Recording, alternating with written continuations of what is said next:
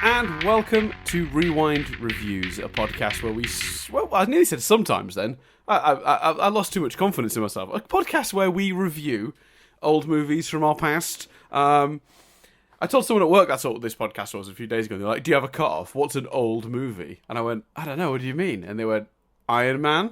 I'm like, maybe? I don't think we've really got a hard and fast rule about it.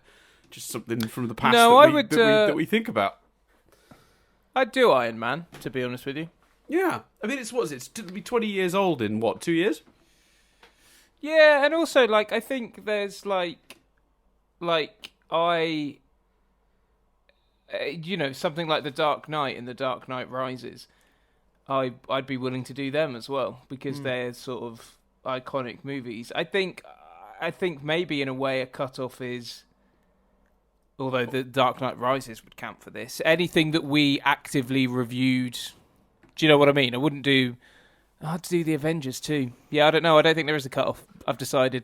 Because you don't want to rule out Avengers. Because I was thinking, I guess if you were to put a hard cut-off in place, you'd say, 2012, when we started the podcast 10 years ago. Yeah, but that would rule out Dark Knight Rises. Yeah.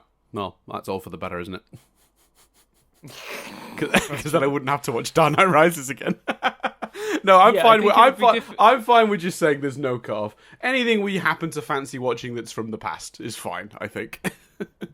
Yeah, definitely. I'm gonna choose Doctor Strange 2. Yeah. So I think I guess within reason it would be just the word that you'd add. If you can justify a more recent one, we can do it. Because what is the most recent we've done? Is it All About Steve, 2009? Is that the most recent film we've done on this? Yes, I think that's what I was just trying to work out. I think it might be. Yeah, that was my thinking. Yeah, I'm pretty sure it is All About Steve. Mm-hmm. Because I was going to do one. I can't see anything more recent. I was going to choose one that I think was more recent at one point, but I didn't end up choosing it, so... Oh. Keep that in the back pocket. Yeah. Sounds fun. Cool. Well, anyway, so this week, guys, dear listeners, we're doing Gremlins 2, The New Batch. A movie that... I'd like to make a slight adjustment to something I said last week. Just a very slight. I think last week I said something like, this is how all sequels should be done, or this is how you do a sequel, or something like that. It's the greatest premise for a sequel of all time. I should clarify what that means just a little bit further with a slight addendum, which is, if your first movie is a complete movie that does not require a sequel, this is how you do a sequel. Because Gremlins 2, for me, remains one of the greatest sequels ever made, because it managed to both be a genuine sequel to the first movie that sort of hits on many of the beats of the first movie, has a lot of the tone of the first movie, but cranks it up to 11, is also a satire of sequels in general, while also being a satire of the first movie. I don't know how that's possible. I still don't understand how this movie is as good as it is. I think it might even be better than the first one, although I think I said in our original podcast for this that week to week, scene to scene, day to day, whatever, I flick back and forth of which of these films I prefer.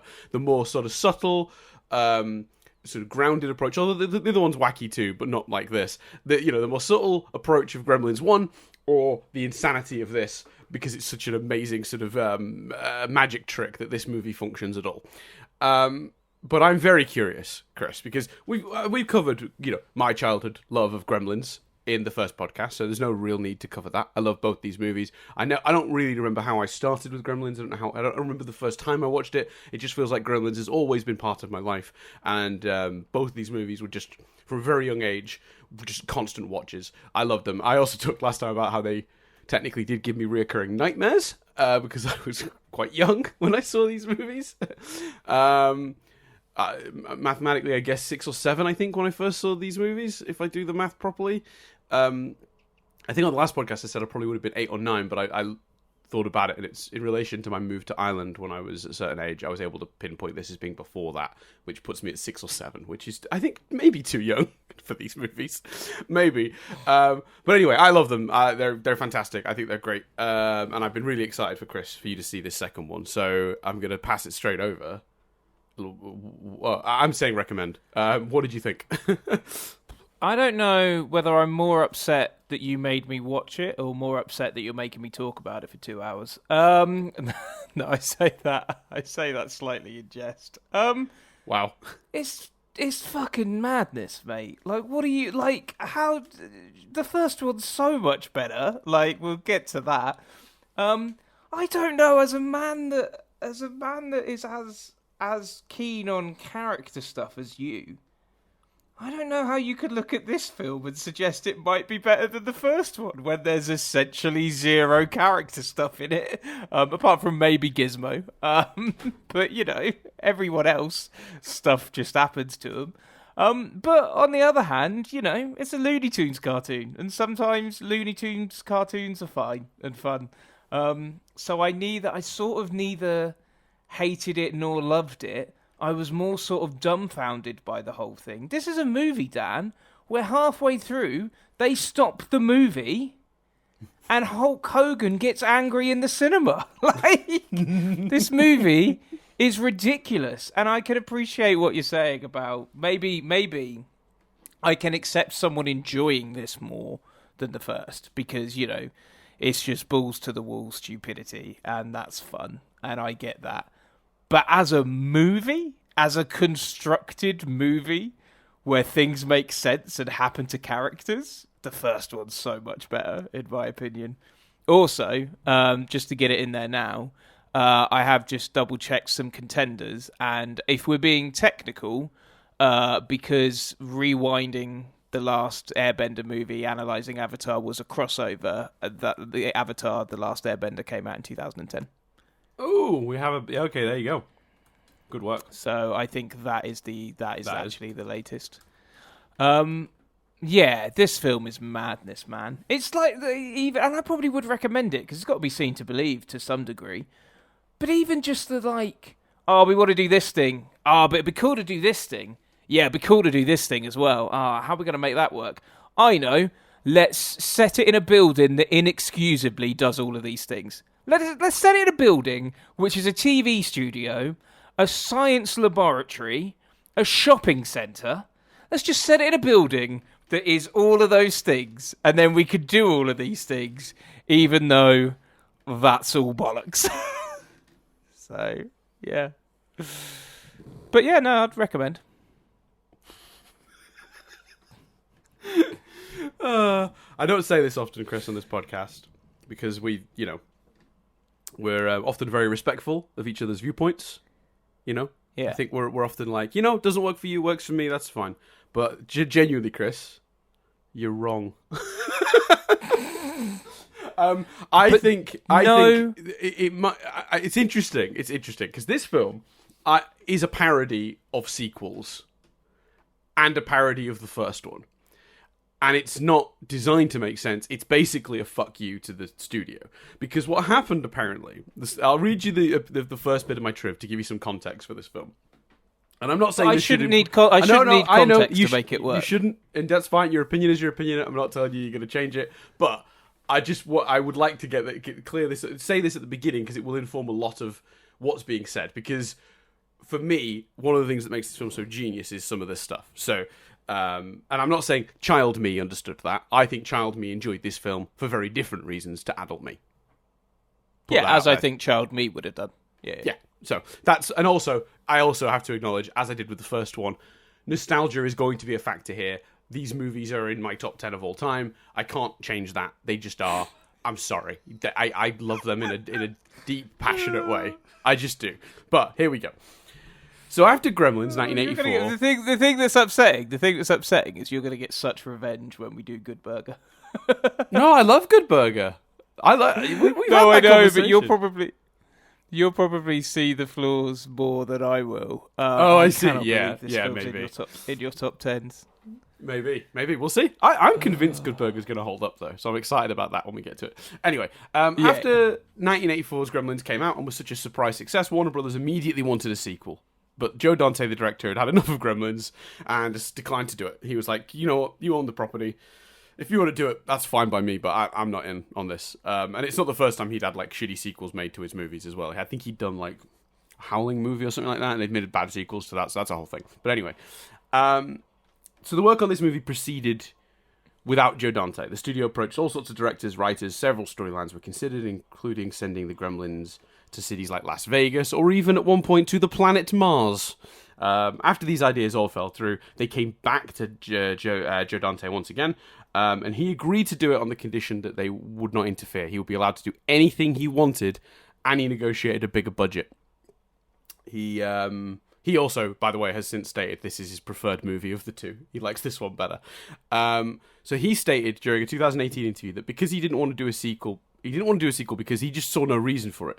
They told the story with the first one. The only reason that he finally agreed to do it because the studio would said they'd let him do whatever he wanted. They were so desperate to have a sequel, and they couldn't figure out on their own how to do it because they didn't really like or understand the first movie.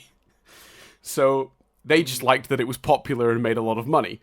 So when he went to sit down to do this movie, he basically didn't take it anywhere near as seriously as the studio did, intentionally, and made the whole thing a parody of both the first one and sequels as a whole, which completely flummoxed the studio. But as they'd agreed to give him full creative control, they couldn't do anything about it. So that's the sort of history of the film. So the film is like intentionally dumb as fuck, and so much of this movie very intentionally doesn't make sense on purpose. Like I think that's the difference for me when, you know, we talk about a movie where it's got like a plot flaw and it's like it's a grounded movie and this thing that's in it doesn't make sense. This movie is intentionally not grounded. Like, as you've pointed out, there's a bit where the movie literally breaks and Hulk Hogan yells at the Gremlins. There's a bit where Leonard Maltin, the famous film critic who did not like the first Gremlins movie, tries to review the Gremlins movie and gets attacked by the Gremlins and then starts yelling, "It's a 10! It's a 10!" Yeah. This movie is like fucking Airplane, but for Gremlins. It's just, none of it is supposed to make sense. It's all intentionally insane. And I love Joe Dante so much for going, you want your sequel? Here's your fucking sequel. Oh, what's that? You guys are trying to do Babe, Pig in the City. Oh, it's popular to just throw your heroes in the city for the sequel, is it? Muppets Take Manhattan. All right, fuck it. The Gremlins are in New York now. How'd you like that? But at the same time, it follows all the beats of the first one. And it follows the structure of the first one to a T, which is what other sequels often did too. And then on top of that, it's like this insane, like the comedy in this movie. This isn't laugh a minute. This is laugh every 2 seconds. If you, especially if you've watched it multiple times, the jokes I've never picked up on before were happening all around me in this movie. Like it's like the recurring gag about the revolving doors in the opening of the front of the tower. Where so at the beginning of the movie, a guy goes through it, it spins really fast, and he gets spat out. And that's not really a subtle gag; it's quite in the center of the frame. But later in the movie, in the background, you can see there's a woman stuck in it. And then at the end of the movie, when they try to come in with the SWAT team, they try to get through the spinning, rotating door. Can't do it. It had to go round. Which completely interrupts their, like, heroic entrance. And it's just, like... There's just stuff like that everywhere in this movie. It's so fucking dense. Like, the Splice of Life lab, when they come in and the guy's like, you know... rabies. I've already got rabies. And it's called Splice of Life. It's a genetics lab. I honestly, I can't even tell you how much of this movie makes me chuckle and how good it is at just being what it is, which is just like an intentionally dumb thing. Like, at one point, the Gremlins have a t-shirt with Gizmo printed on it with a cross through it, like a Ghostbusters logo, but anti-Gizmo. Where did they print that? I don't know. When? Where? Oh, yeah, how? the logic. And have they changed the rules of, like... Because some of these Gremlins are popping out instantly, some, like, hatch. Have they changed the rules of how Gremlins are born in this as well? Or? No, so they've added a visual to the... So in the first movie, when Gizmo gets wet, we see the little balls pop out of him and turn into other furry Gizmo-type creatures. And then when they eat after midnight, they cocoon and wake up as the green Gremlins. That's all from the first movie. But in the first movie, one of the green Gremlins then gets wet, and we don't really see what that looks like. He jumps into a pool, and it starts bubbling, and you can't see what's happening under the surface of the water, I assume for budget reasons. And then the smoke starts to come up from it, and Billy gets out of there, and the next shot we see is the town is running amok with Gremlins. So in this movie, they've added the visual of what happens when one of the green gremlins gets wet. They don't multiply by popping out the balls like Gizmo does when he gets wet. Instead, they sort of grow on their backs and form on their backs and then pop out, which is a really cool, absolutely horrifying visual. And that's my other point, very quickly, before I pass it back to you, because I know I've talked too much in praise of this movie. But also, this movie also manages to, while being as goofy and silly as it is, I think it's genuinely scary at multiple points. And that is also impressive, considering how silly it all is as well. So let's go back to this. Let's go back to this. Well, it's both a sequel and a spoof and a satire and all of this stuff. Because do you not think... so, like, a movie like Aeroplane is a spoof from the get-go, and the whole thing is framed as a spoof. Do you not think you need to bring a lot of outside knowledge to justify this movie, in part by going, well, in part it's a spoof, because they've not made the whole thing satire and spoof-like. It's just bits of it. See, I'm not sure I agree with that. That might be where we differ. I think it's pretty much a spoof from minute one. I don't think there's much of this movie that's taking itself very seriously, like straight away. Because the first one of the first things is they go into this building, and this building is just inherently insane. Yeah, but I guess I don't know. There's a tone to like something like Aeroplane that this film has in moments like when the movie stops or the Gremlin reviews or something like that, where it's kind of like. It breaks the fourth wall maybe, but other points of the movie which are in no way doing that. So I don't think just because it doesn't take itself seriously that means it's a spoof. I think spoofs and satires have a very kind of specific tone and thing that they do for the whole thing. Sure, but in the opening sequences of this movie, it's spoofing. So the first Gremlins, we talked about this a lot, I think, on the original review, is a weirdly sort of slow, subtle build-up movie that then turns insane.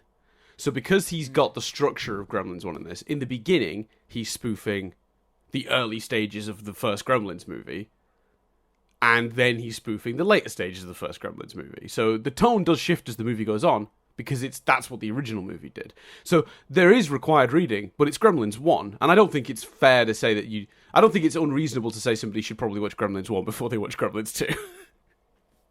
No, definitely not. So I think the tone of the spoofing is different, because what they're spoofing in the opening scenes of the movie is the slow build-up of the Gremlins in the first one, where he's running around telling people that this is going to be a problem and they don't believe him, and then it literally is spoofing the first movie, but by spoofing the various rules and whether they actually make any sense by having that scene where the TV director's like, oh, these are great. Okay, so what if he gets his thing caught in his teeth? Or what if he crosses a time barrier, like, a time zone? All that stuff, which is, again, spoofing the first movie, but in different ways. Not all of it is sort of direct spoof, I suppose, in the way of, like, literally recreating it, but, like, twisting it. Some of them are just, like, sort of, like, satire by mocking, through, like, by pointing out the things that didn't work or make sense in the first movie. Yeah, that's true. Because also, just a random small nitpick, light destroys these things, yeah? So bright light hurts them, sunlight kills them. Right. How the fuck is that dude photocopying himself? Like, that's a bright light kicking out of that photocopier. No. And they're just on there. Bright light hurts them, sunlight kills them. So how are they not in pain? There's hundreds of shots of the Gremlin that's coming out of that photocopier. He is in pain. So he's being tortured. That's what they're doing. They're torturing him. Oh, right. He's in pain. Right, okay. Fine. It looked to me like he was having a whale old time. No, it's Gizmo being tortured by the Gremlins. Right, okay, fine. Fair enough. And was Gizmo always a good guy? Yeah. Was Gizmo rallying against the other Gremlins in the first film? I can't remember. Yeah, he drove around in a little pink toy car and was working with Billy. They were like best friends. Now he's evolved. Now he's evolved to Rambo. But I like that because they set that up. In the first movie, the thing was the old man that owns Gizmo, when he took him back at the end, was like, the worst thing, basically the worst thing you've done with this fucking gremlin is you've taught him to watch TV. So that's why Yeah. that's a cute thing that he puts on Rambo and like watches it and likes it, because in the first movie his bond with Billy was like, that's the one thing this movie is missing, by the way, Billy and Gizmo being together and having that bond. Because that's one of the things that's most charming about the first movie is, Billy gets Gizmo, the evil gremlins come out of Gizmo, and they torture Gizmo, and Billy and him have this bond. They come together to fight them, and it's like their friendship is absolutely missing in this movie. They barely spend scenes together. That would be my criticism if I was going to criticize it, I think. So what would your response be to my criticism that other than Gizmo, there's no real character development for everyone? I don't 100% agree with that. I mean, yeah, I think that is mostly true for the two leads, and I think that, and again, we can argue intent all day, but I do think that's intentional. The idea is that the leads in a sequel usually have already had their character development, so this is a very common issue in sequels. So it feels like he made them wood planks on purpose. They're just like absolutely like, for me, that's very designed, very intentional. The characters that have arcs are like, the Grandpa Fred, who gets to work his way into his dream job, or Marla, who's goes through a sort of a small arc for being like, trying to find herself, her I'm trying to think of the word I'm looking for, like her sort of like her foot in the door with someone up top, and ends up sort of making googly eyes at Daniel Clamp at the end. Clamp himself has a bit of an arc where he sort of like, he already wants to be the hero himself and actually do something about it instead of just telling other people to do it. And of course, the Fuddermans, one of the biggest arcs in the movie, hilariously, again, because it's not the lead character, and again, that's why I think it's designed, because smaller characters have their moments. Mr. Fudderman, who is a war veteran, who went through what he went through in the first movie, which is when the Gremlins drove a plow through his house, and everyone felt like that. They sort of play it like he felt like his paranoia was always a thing, like him realizing they're real and that he wasn't paranoid, and then learning to fight them and get over his jitteriness and fear of them, and fighting them manually, like actually, like whether it's the gargoyle one or once he gets inside the building. I'd say he goes through a bit of an arc as well. So look, none of the arcs are complex, none of the arcs are particularly deep, but for me, for what this movie is doing, it's kind of designed that way, which is why they get away with it. I wanted more of the Feddermans at the beginning. I think what they do with them was quite cool, but I almost wanted it to be a slow build of him thinking he's going nuts and then realizing he's not. But I must admit, I like him fighting them at the end, so I do like that they get to that quicker. Mm-hmm. Yeah, and and that he kills one by covering it in concrete and then it flies. Oh, it's so good. Is able to get the concrete off itself enough to fly, but then sits and the concrete sets and it becomes a statue. What I also love is in that scene, he's having a fight with this fucking flying monster, and all the people are walking past just glancing up casually like, huh. Just what I love most about that is you can either look at that as they only had one day to shoot, they didn't hire extras, those are just real New Yorkers walking by. And we're like, interesting, because it's clearly a film because they can see the camera. Or Joe Dante deliberately told the extras to barely react because that's what New Yorkers would do. Yeah. Either way, I love that. And moments like that I loved. And I don't mean to sound incredibly negative, but my overwhelming sense was, what the fuck is this? Like, and I can't come on here and deny that. And I think that Keel and Peele sketch where they basically have a fake pitch meeting and they're just chucking out the most insane ideas in the world. And then everything is in the movie for definite, for real. And I think I definitely felt that watching it. The absurdity of it all, I found hard to get on board with. Now, whether that is because I didn't know the external context, although, I don't think you should. I agree. It shouldn't affect it. The movie should do a good enough job at communicating to you what it is before you watch it. Yeah. Or as you're watching it, I should say. Didn't watch it as a kid. I think that makes it different as well. Don't have a nostalgia for it. I can see why people that watch this as kids or have nostalgia for the franchise absolutely loved it. And I think to be honest with you, if I'd have known, I don't know, maybe if I'd have gone in, I didn't watch a trailer or anything. Maybe if I'd gone in, I went in with the feeling that it went off the walls. And at the beginning was like, is this going to go insane? And then it really goes insane. It's almost like there are bits of it that feel very Monty Python-esque.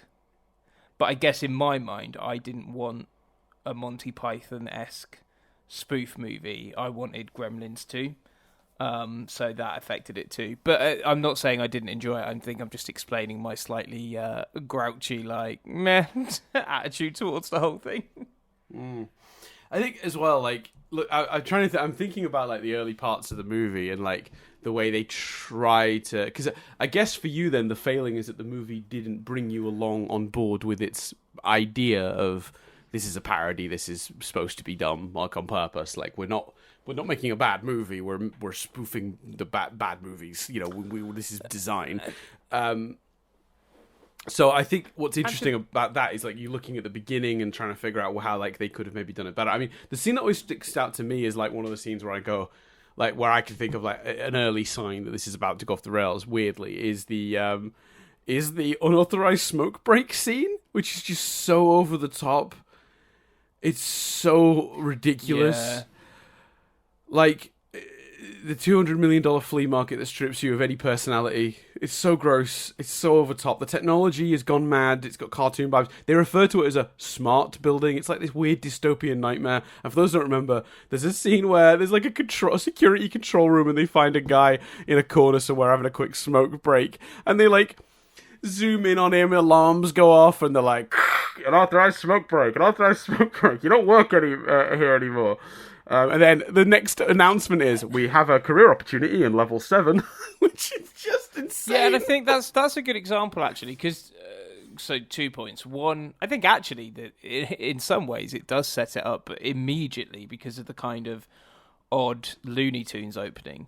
Yes, which I checked some of the bits from the commentary, and he actually specifically says that was one of the ways he wanted to bring people in on the sort of cartoonish nature of this film.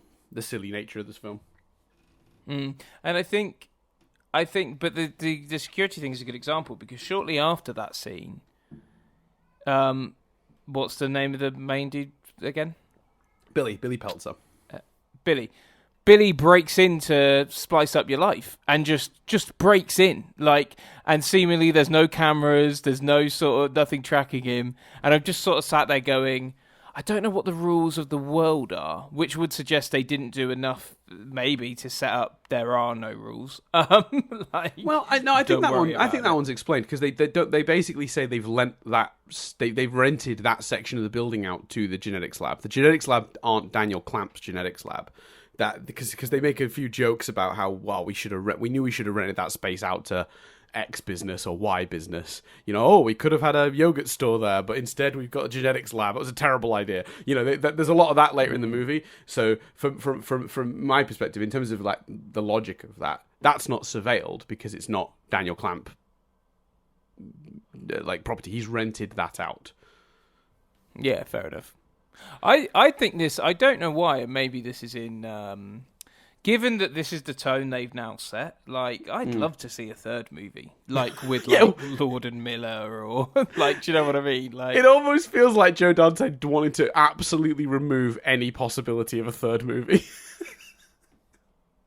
But I think it's, I would love to see, because now, like, you know, the Lego movie, and I know Lord and Miller are always the go-tos, but the Lego movie on paper shouldn't have as much heart. And I'd love to see whether someone, for me personally, I think the heart of this isn't as present as it was in the first film. Sure. And I think I would love to see if someone could do this amount of insanity, but still with heart, in the way that the Lego Batman movie and the Lego movie achieves. I think that would be really interesting. Yeah, no, I don't disagree with you on that. I think that a Lord and Miller like take on Gremlins 3 would be something special. I think. Well, we got. That's definitely. The thing is, we've kind of timed this reasonably well because I believe the animated show Gremlins: Secrets of the Mogwai, which is a prequel that shows young Gizmo with the old man who owns the store that has him. It shows a young boy version of that character meeting Gizmo for the first time. I don't really know 100% what that looks like and is. And I listened back to a few bits of our old podcast just to try and get a sense of what we both thought of it then, and our first movie podcast. And I did hear me say, "Ugh, they've announced this damn TV show, and 2021, God, it's fucking ages away, and it's now scheduled to release in June 2022." So still not aired. Here we are, 2 years later. Nothing. Maybe even 3. So yeah, I don't know. I'm still kind of intrigued as to what that might be. Yeah, but we'll see. So in terms of like the when it really does go off the rails, I mean, once it goes off the rails. At that point, then are you just sort of more bewildered than you are? Sort of. I'm just because you're obviously, they don't successfully get you on board. So when it really, really just loses its mind, is that just like an exercise in frustration for you, or? I'm just like, honestly, I'm just watching it going, yeah, right. Like, okay, this is man. Said I'm entertained. Like, the Rambo spoof, I found very entertaining. The absurdity of the gremlin going onto the statue, I found entertaining. So I'm not unentertained, but I'm honestly just so like, huh? Like, so bewildered by it that I'm just like, I'm not sure whether I'm loving this, disliking it, or anything really. It's yeah. This movie I think I would have wanted more. Like for example, I think the two people make this move, and Billy and what's Phoebe Cates' character? She's called Kate. Cake. Billy and Cake adapting to New York, and the notion that she thinks if they'd have maybe made him have a high flying career from the beginning, and she sort of feels that she's trapped and sacrificed a lot and isn't happy, and then it looks like he's having an affair. Do you know what I mean? I think they could have done more with those two as a pairing rather than the sort of half attempted. His boss makes it look like it's an affair, but it's not plot that they sort of do. And I take your point about the arcs everyone has, but they kind of, if the arc of the character is in 3 stages, then they have 3 scenes showing those 3 stages. Yes. You know what I mean? 100%. It's all shrunk down to make room for the rest of the insanity that is this movie. Someone tells me that didn't work for them. Like, fine. Like, I don't disagree with that. I totally understand that. The movie definitely has to make sacrifices to be the thing it wants to be. And for me, that's well worth it, because we already got it with the first movie exists. Like, I really respect that he just kind of, we did that, and it did everything I wanted it to do, and it had the heart and the character and all that stuff. And like, I've done my movie. Warner Brothers are insisting on this fucking cash in.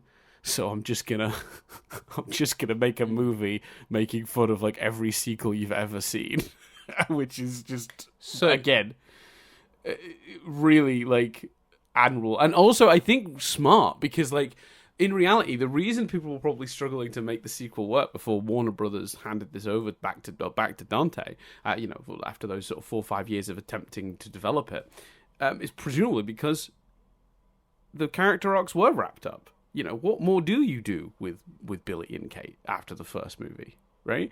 Like, it's what's left. The story was told, So instead of doing a lame story that they've kind of invented for this movie that doesn't really do anything for them, that it wasn't already said in the last one, or undercut something from the previous movie, or outright contradicts it, instead they just no, their arcs are done. Here they are in an insane situation. They'll have some mild plot stuff, but we'll focus on on all the parody stuff and all those scenes. Honestly, every scene in this movie, almost every single scene in this movie, makes me laugh for some reason. I cannot express. So do you think it's how easier? funny this movie is. Do you think it's easier to do in comedy? Because a lot of what you've said, Yes. this is such a bizarre comparison, but a lot of what you said could be argued about The Matrix 4. Like, that feels like Yes. a creator going, fine, if you want me to do it, I'm going to do it, but it's going to be verging on parody. But Yeah, a movie that I film, very, very vocally online have claimed, and I've said I dislike strongly. And I think the reason is I don't believe the intent. When I watch this movie, I'm convinced that was the intent. With The Matrix, I'm not sure all of it was. Some of it, especially in the early part of the movie when they're doing a lot of like vocally, like specifically having the characters really dumbly say what the thing they're parodying is or what the thing they're saying is. But then the rest of the movie is just that, without any real overt acknowledgement that it's a parody or making fun of all that stuff. It's just that. The Matrix Resurrections version of this is the one without where you just take out all the jokes about that. And then this doesn't work at all, because then it's no longer a parody or a satire. It's just a bad sequel to spite a studio. And it does ramp up the certainly the parody and satire of it all does get ramped up and up the more the movie goes on. Yeah. And to me, the more there are moments of what I would consider the difference between satire and spoof and just something that's like over the top and silly. Go on. So, for example, like I said before, for me, the pausing it to do the Hulk scene and the review are kind of spoof and parody, and like the scene where the guy gets fired on the spot is just a bit silly fun. And like actually, I think both of those things could be entertaining. I just think for me personally, the combination left me a bit bewildered. Yeah, which is, I think, an understandable perspective. I think I totally can see if they don't get you on board with that part of the movie early on, then the rest of it would leave somebody feeling a bit cold. So while we're like breaking down, like we should get into some of the more specifics of the movie. So yeah, I'm recommending it. It just sounds like Chris is not. I think that's fair. No, I would recommend it. No, I would recommend it. I think you've got to, like I say, I didn't have an overly positive or an overly negative experience. I was just so like, what the fuck is this? Like, so, but I think it needs to be seen to be believed. And I think, like I say, if you're a huge fan of the first, if you like that kind of sillier, off the wall humor, which is not necessarily my go-to. Anyway, but if if things like Aeroplane, things like Monty Python are your jam, I think this movie will be very entertaining. So no, I would recommend it, because I think if you're into that kind of stuff, you're going to be entertained. If you're not into that kind of stuff, you're just going to be like, how the fuck did this happen? Like, and there's something in that too. Yeah, I agree, and I think even small choices like the end. One of the last things that Daniel Clamp says in the movie is that he gets to look at Gizmo and is like, "Oh, it's so cute." Like, have you thought about merchandising? I see little toy Gizmos with suction cup hands, and like, it's just like this movie doesn't waste a fucking second not shitting on Warner Brothers and what Gremlins became. I think so. Like, I think as well, like if you're the kind of person that has a bit of a cynical outlook on the studio system, on top of being into satire, because it's not just a satire of sequels, there's also a satire of the industry of movie in this. I think quite a few.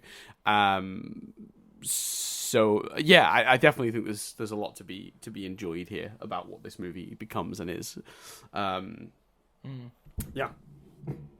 Yeah. So let's break down some of the specifics. The mutant gremlins are one of the often most cited sort of parts of this movie that are insane.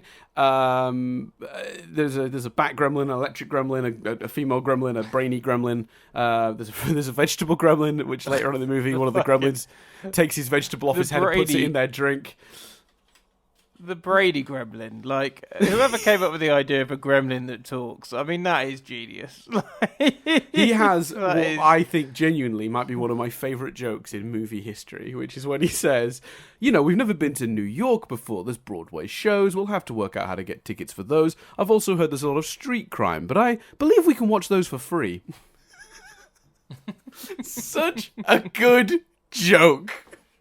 Yeah, that's a perfectly constructed joke, and it's delivered brilliantly as well. I've not got the name in front of me. Who voiced him? Because that is very well done. I'm going to quickly look that up while you say your point. And that does, because obviously that interview bit reminds me. The one arc that I did love is the Dracula newscaster reporter man. I thought that was done beautifully. Him and the camera guy, Ned. Is it Ned? Yeah. The camera guy. I think so. I'm not 100% sure. No, I'd have to look it up. I don't know where I got Ned from, actually. I don't think it is Ned. I think I've misled myself, Chris. I'm going to find it now. If I sound slightly distracted during this podcast, by the way, there's another cat in my house that's not my cat, and he's just running around and playing with my cat, and he's just gone into my bedroom. So it's fine. Feel free to get rid of that. He's stray. I don't know what I'd do. I don't really have any reason to get rid of him. He's not doing anything. He's just having a sniff around. But it's just strange to have looked around and seen that my cat is not alone in my home. I had the window open for my cat so he wouldn't meow and disturb me during the podcast because he likes to go in and out. And it's a warm day, so the window can quite happily be open. But yeah, sorry if at any point I sound distracted. That's because that's happened. Let's see. Name of the character. I can't find him. Mr. Katsuji. There you go, Mr. Katsuji. Played by Geddy Watanabe, who is one of the funniest characters in this movie as well. Do you know how to operate a camera? I am a camera! So good! Like those two, the shots towards the end of those two in the bins, just filming and speaking from the bins. It's one of the funniest things I've ever seen. No shot to show them getting into the bins. No establishment of that. Just they're in bins. That reminds me. That was another point, because you were saying about the ending, and I don't know if you were about to sort of talk through some earlier scenes, but so gremlins can get in the phones and be electric, and then that's because it does definitely ramp up to a point where I'm like, how are they going to destroy them? Like, how are they going to get rid of them here? Yes. Never in my life would I predicted, one of the gremlins becomes electric. So they make them all wet and then add electricity and they all melt. Well, well, I think it's actually kind of genius. Then. This movie does solve one problem that we had with the first one. We both talked about this, because, I flicked through our original podcast. One of the complaints was that we both talked about how the idea of gremlins is terrifying on the grounds that at a certain point, once they've multiplied, like substantially, to where there's loads of them, how can you ever beat them? Because how can you ever destroy them all to the point there wouldn't be at least one left to jump in some water? And that makes them kind of terrifying. And then the criticism of the first one was the solution to that problem in the first movie is that they really like the movie Snow White and the Seven Dwarfs.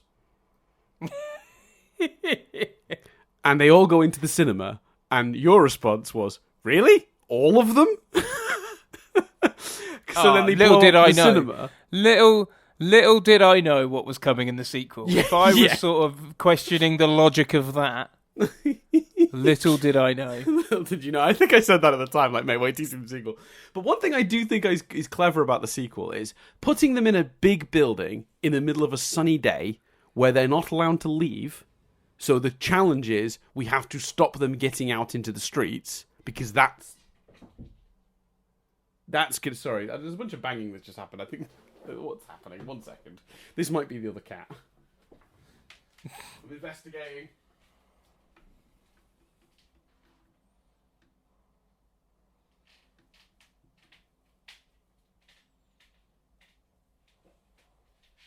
Yeah, it's the other cat. It was just playing with my cat around a door. I'm back. Sorry. I'm back. They're fine. I just was worried that they were fighting, but they're not. They're playing. I'm happy for my cat to have a friend. It's fine. Yes, why not? I was just making sure that it was friendly and amicable, and not that they were all hissing and tails puffed up and all that jazz. Because then I would separate. Yeah, that's fair. It's just quite funny because it's just this constant distraction of another being in the house that I'm not used to. So the criticism of the ending of the first one was like, how do you? And the genius of this is they're all in the building and they have to get out. So your attention in this movie is we have to stop them and destroy them before nightfall, basically.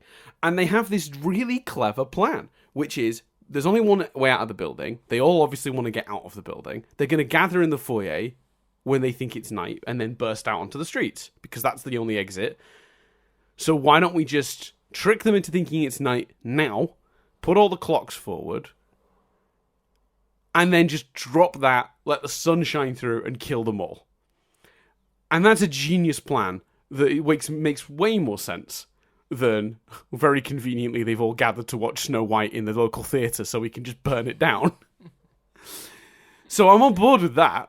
And then they go the extra mile of having that plan shat on by clouds covering the sun, because it's direct sunlight that kills them. Bright light will upset them, but it won't kill them. So the sunlight filtered through the cloud, it will not be enough. They won't like it, they'll probably stay inside, but they won't melt away. It has to be direct sunlight. So the solution then becomes, well, we know there's an electric gremlin trapped in the phone system. We'll get them all wet, and then we'll let that gremlin loose to just basically fry them all, which is absolutely insane, but is a really fun alternative. Both plans make more sense to me definitely. than the Snow White. Yes, yeah, that's fair. Because do they ever really... Yeah, they do explain what goes wrong with the first plan, don't they? They don't have something, or... The sunlight. The sun goes away behind the clouds. That's it, yeah, the clouds, yeah. Yeah, I remember. Yeah. So for me, that's clever too. But I guess what the absurd part of that plan is that there is, to start with, an electric gremlin. So I guess the hump there is the genetics lab, because the genetics lab is the MacGuffin that allows you to have all these varied gremlins. That's how you get a talking gremlin. It's how you get the female gremlin. It's how you get the bat gremlin. It's how you get the fruit gremlin. I'm trying to think of all the different variants. There's quite a few. Spider one. Spider one. We'll come back to that. Hello. Best horror scene of the movie. Certainly one of the creepiest scenes of the movie. So yeah, for me, I guess whether you buy the genetics lab as an excuse for why there's so many variant gremlins in this movie, was that established enough to work for you? Because the fact those variants on gremlins exist is one of the biggest things that's insane about this movie, and a huge chunk of that Key and Peele sketch is just making fun of the variants of the gremlins. So how did that work for you? Were you happy enough that there's a genetics lab and they've got a bunch of weird shit in there that if the gremlins drink, they're going to go funny? Was that enough, or did you need more of an explanation for that? No, I think it's absurd. The building is absurd, but once you've accepted the absurdity of the building, then you get away with vague experiments. I think that's... That almost, I think I'm learning that a lot of this for me is maybe rules, and the rules of this universe already include gremlins, so I can totally buy crazy variations of gremlins as a result of these experiments, because do you know what I mean? That rule's already been set up in the universe. Mm-hmm. Yeah, and they even set up some of the specific sorts earlier in the movie, don't they? Because they show they're doing electricity experiments on the rat. There's also a deleted scene where they're talking about the bat experiments that they're doing, which is a shame that it's a deleted scene, but apparently the pacing of the movie was just kind of suffering in the first act, so they cut out a bunch of stuff that kind of justifies some of the later stuff, but it's, I still think they've done enough to justify the variant gremlins. Yeah, I would say so, definitely. So, do you have a particular favourite of the weird gremlins? Because I think for me, Brainy Gremlin's probably my favourite, but I can't not enjoy the spooktacular horror of Spider Gremlin. Yeah, for me, it's the as we talked about, it's the one that can talk, the brainy one that can talk. I think that's amazing. Like the scene where they're being interviewed, and like you say, that all the jokes about visiting New York and stuff. I think that one's definitely my favourite. I tell you, my least favourite is the woman gremlin that sexually assaults the dude at the end. I'd say that's my least favourite gremlin, the bride gremlin. What, I mean, look, his last look, he looks accepting. Oh yeah. So, but he's been worn down, Dan. He's been worn down. You can't go. Oh well, in the end he came round, so that's all right. He's covered in kisses and looking scared, and then just decides, in a moment of complete madness, just in the film, just goes, "Yeah, actually, I think I will." So yeah, I'm not sure you could use that as a counter for the inappropriateness of it. I mean, it's the movie is unapologetically dumb. I think that's like what we're learning. It just doesn't care. Like it's what's so good about it for me. We should talk about the Lincoln scene. Don't mention Lincoln. When I was a kid, blah blah blah. There's a parody of the scene. Oh, so good. That's probably my biggest laugh in the film, actually. Right. But we need to come back as well to the spider gremlin, the horror. Oh yeah, we were going to talk about Spider Gremlin. Should we talk about Spider Gremlin and then come back to that one?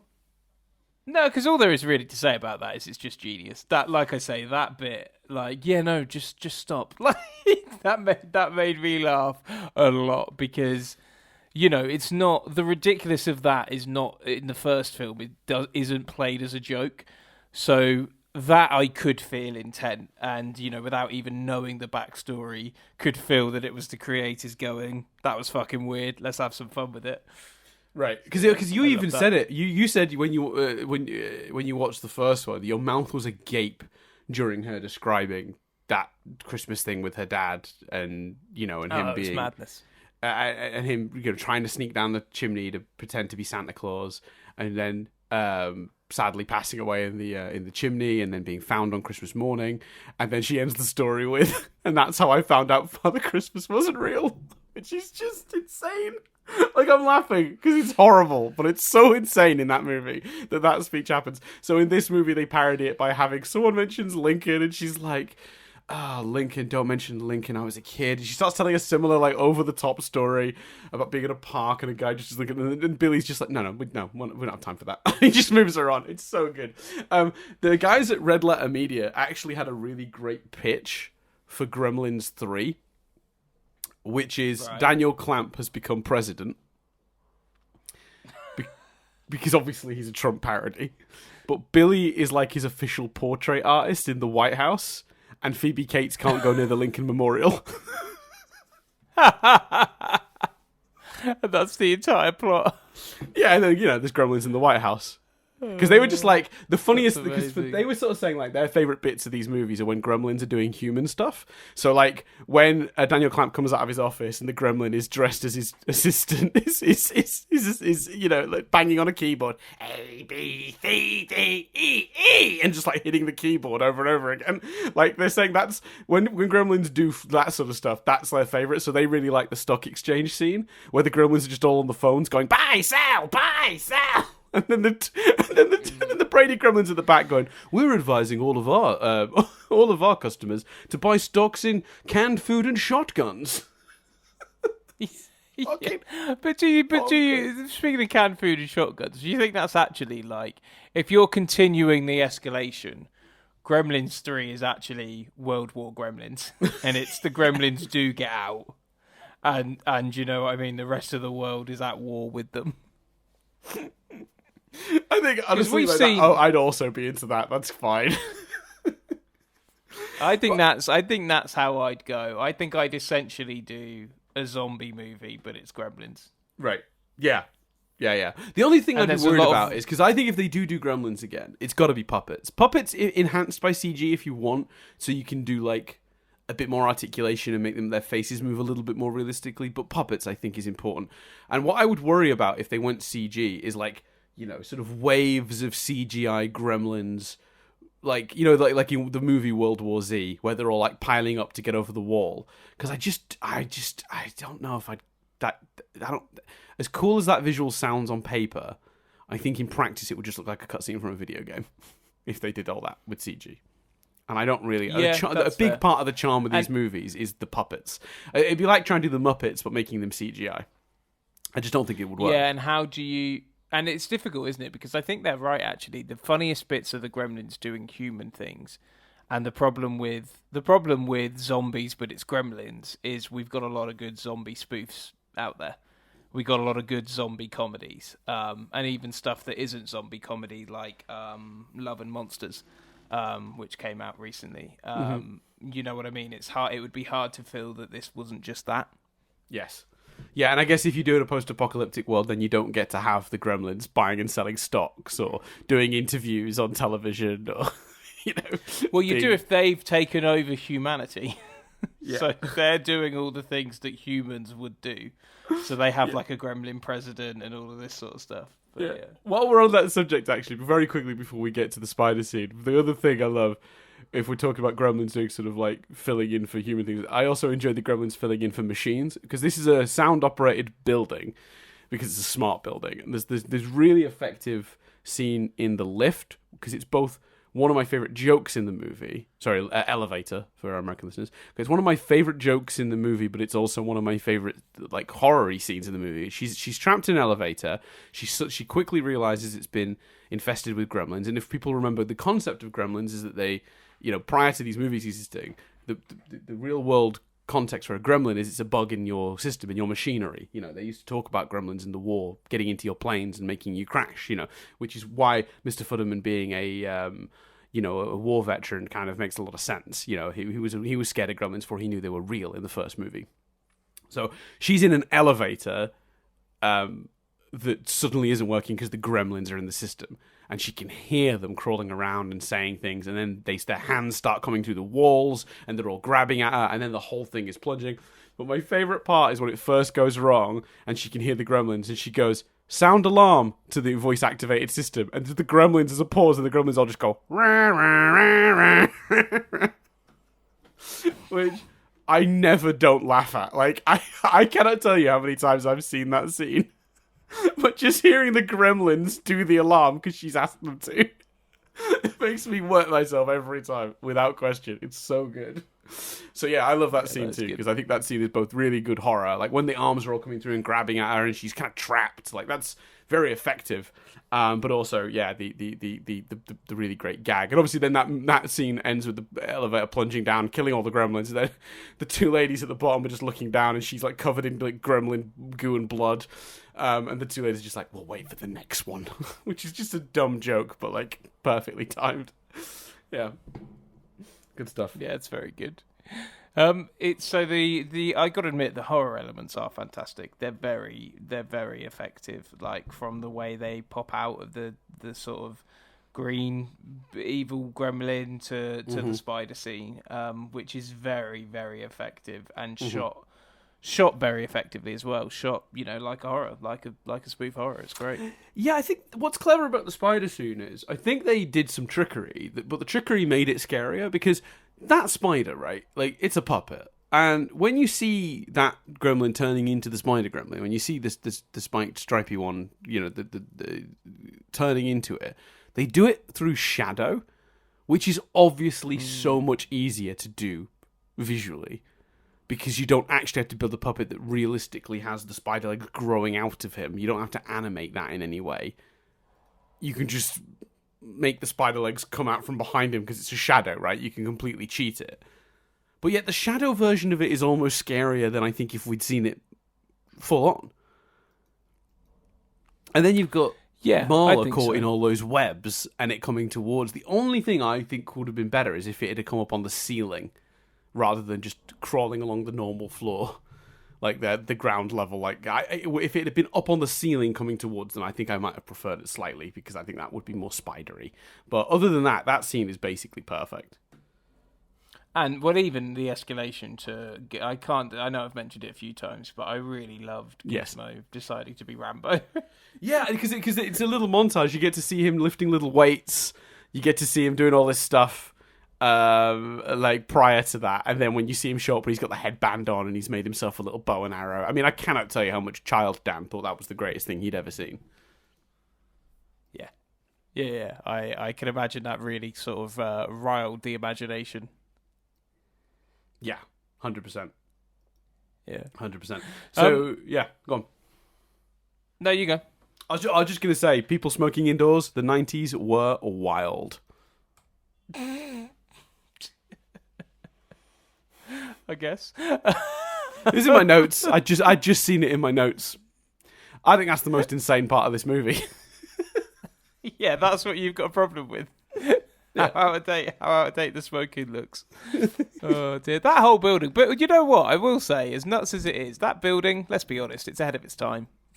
Because do you know what I mean? Apple are not far away, I'd imagine, from creating that building.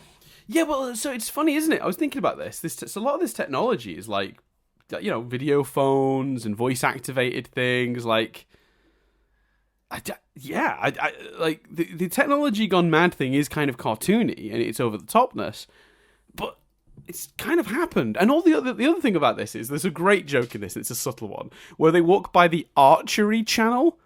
And then a guy dressed as Robin Hood comes out and snaps his bow and walks off, which is, again, it's just one of those quick jokes. It's just incredible. But the joke in the 90s was cable TV is going to get so insane, there'll be such specific niche channels as the archery channel.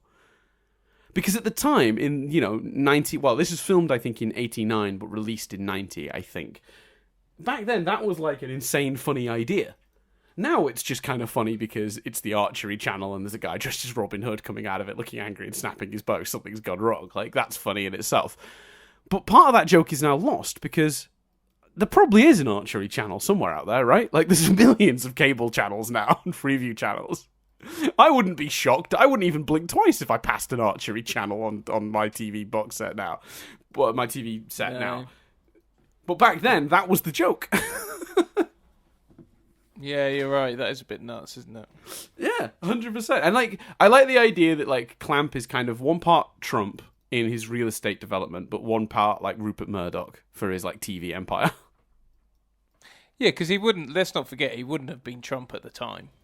No, he was Trump. That was the point. He was definitely Trump because Trump was a real estate mogul from through the 80s.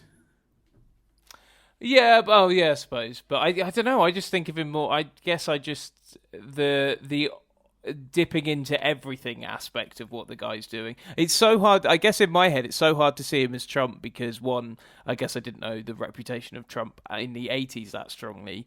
But two, it's so hard to not look now and see Elon Musk or, do you know what I mean? Oh yeah. Look, Daniel Clamp will be forever a relevant character because there will always be some rich lunatic doing insane things. Never will that go away. So he's evergreen. But he was designed to be Trump for sure. Clamp Tower, Trump Tower. He's real because they really focus on the real estate stuff, and that was what Trump was known for at the time. He was a famous real estate guy. Fair enough. But yeah, so he's Trump with a soul because apparently early versions of the script he was a more villainous character. More like the real life Trump, I guess. And then they found it funnier to give him a bit of a heart and make him a bit of a dummy. He's kind of like a he's almost a himbo. To borrow a more recent term that I'm familiar with. He's kind of lovable in his dumbness. There's a deleted scene that I wish dearly they hadn't deleted where he's in his office and they're playing "It's a Wonderful Life" on one of his networks. And he adjusts it so it's colour, and then he's really happy. He's just got this big smile on his face, like he looks gloriously at this really horrible colorized version of "It's a Wonderful Life." It's just so good. I really enjoyed the notion that he'd prepped a VT for the end of the world. Yes, I found that very funny. Well, again, not to jump into the trivia, but that is a real thing. Oh, wow, that is depressing. Let's see if I can find it while we're here. We might as well, so I don't have to cover it in the trivia later. 1 second. And what an upsetting notion. The uplifting end-of-the-world video scene was included by the filmmakers when they found out that one of the major American news networks actually had such a video prepared to run in case of the end of the world. It was CNN. They had a video for this purpose in its archive, and the staff were instructed to hold the video for release until the end of the world is confirmed. God, wow. So there you go. That is wild, isn't it? It's fucking bonkers. Absolutely bonkers. But this is what I'm saying. This movie is so dense. We could pull up details all day and talk about the genius of so much of the small detail in this movie. Something like that, which you just think is so ridiculous, it can't possibly be a real thing. Do you know what I mean? Yeah. Also, yeah. So, what are some of your other highlights? Well, I want to talk a little bit about Robert Picardo, who plays kind of the security chief in this, whose name immediately escapes me. Something beginning with F. Oh God, that's gonna bother me. 1 second. Forster. Robert Picardo is an actor I'm very, very fond of. He was in Star Trek Voyager back in the day as the Doctor.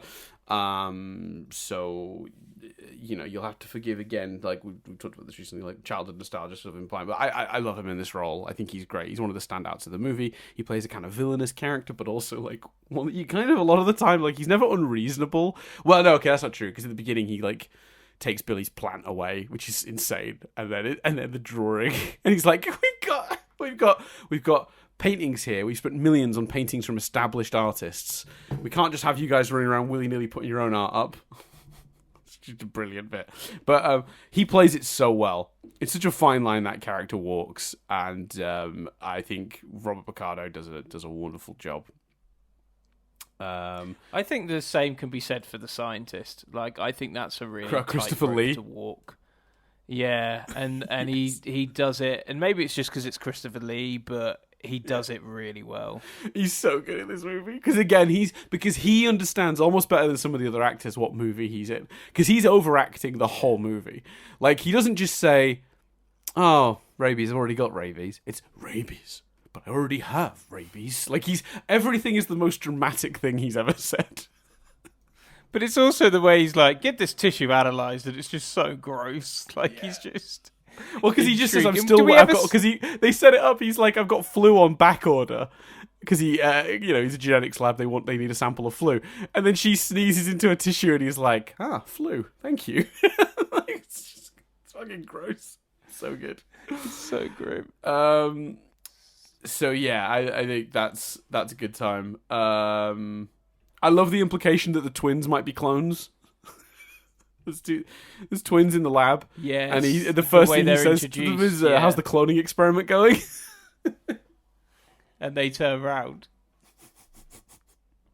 So good. Yeah, that's very cool. I thought it was clever how they get Billy and Gizmo back together, where the delivery guy hears Gizmo doing his sort of iconic whistle. And then Billy hears it and is like, Gizmo literally must be in this building. There's no way that's anyone else knows that little particular tune, which is right. If I'd lived with Gizmo and heard him doing that whistle and then heard someone else doing that, I'd be like, you mustn't have met Gizmo or some other Mogwai. So I thought that was kind of clever. Yeah, I thought it was a real subtlety and clever logic that the rest of the movie doesn't live up to later on. Do you know what I mean? Like given how some of the characters find each other later, the sort of subtlety of that is very unique. Yeah, there is definitely a lot of like coincidental characters coming. Like the idea that Mr. Fudderman could get into that building and locate anyone because it's a huge building is bonkers. Like, it's incredible that they all stumble into each other. Like, the fact that Kate comes across Marla, and then they come across Billy. Like, the movie just contrives that they all meet up in the end, because it just doesn't have time to do anything different. We're talking about the technology. The other thing I really liked, by the way, was the motion-censored lights. That's a real thing. This movie genuinely saw the future coming. Motion-censored lights really are a thing now, and they will just turn off if they don't think you're there. It's happened to me in public toilets. Nice. Where I've been using the toilet and suddenly plunged into darkness because I was stood peeing and the motion sensor decided I wasn't in the room anymore because I wasn't going anywhere. Now, I would suggest running around while peeing would be impractical and messy. Yeah.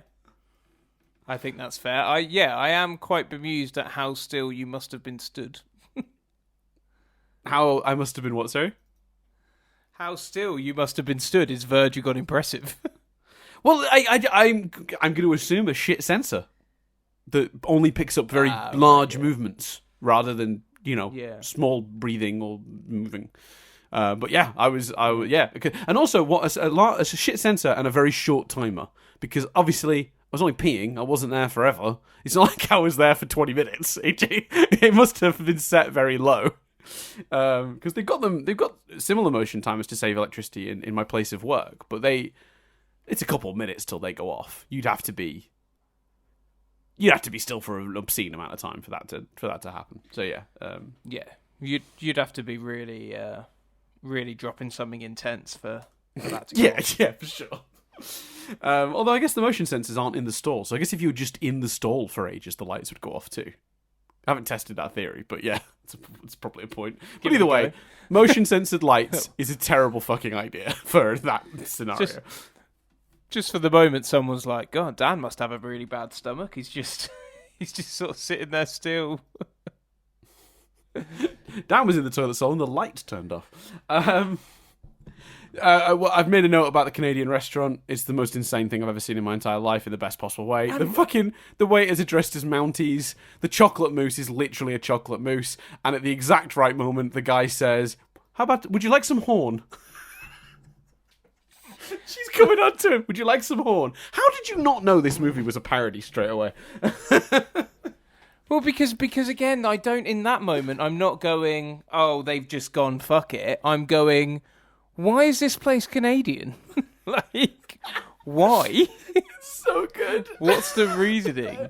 Again, when I was a kid, I did not get that at all. I didn't find that scene funny. I found that scene boring. I remember distinctly being like, oh, they're in the Canadian restaurant, whatever. I'll fast forward the video until they're not there anymore.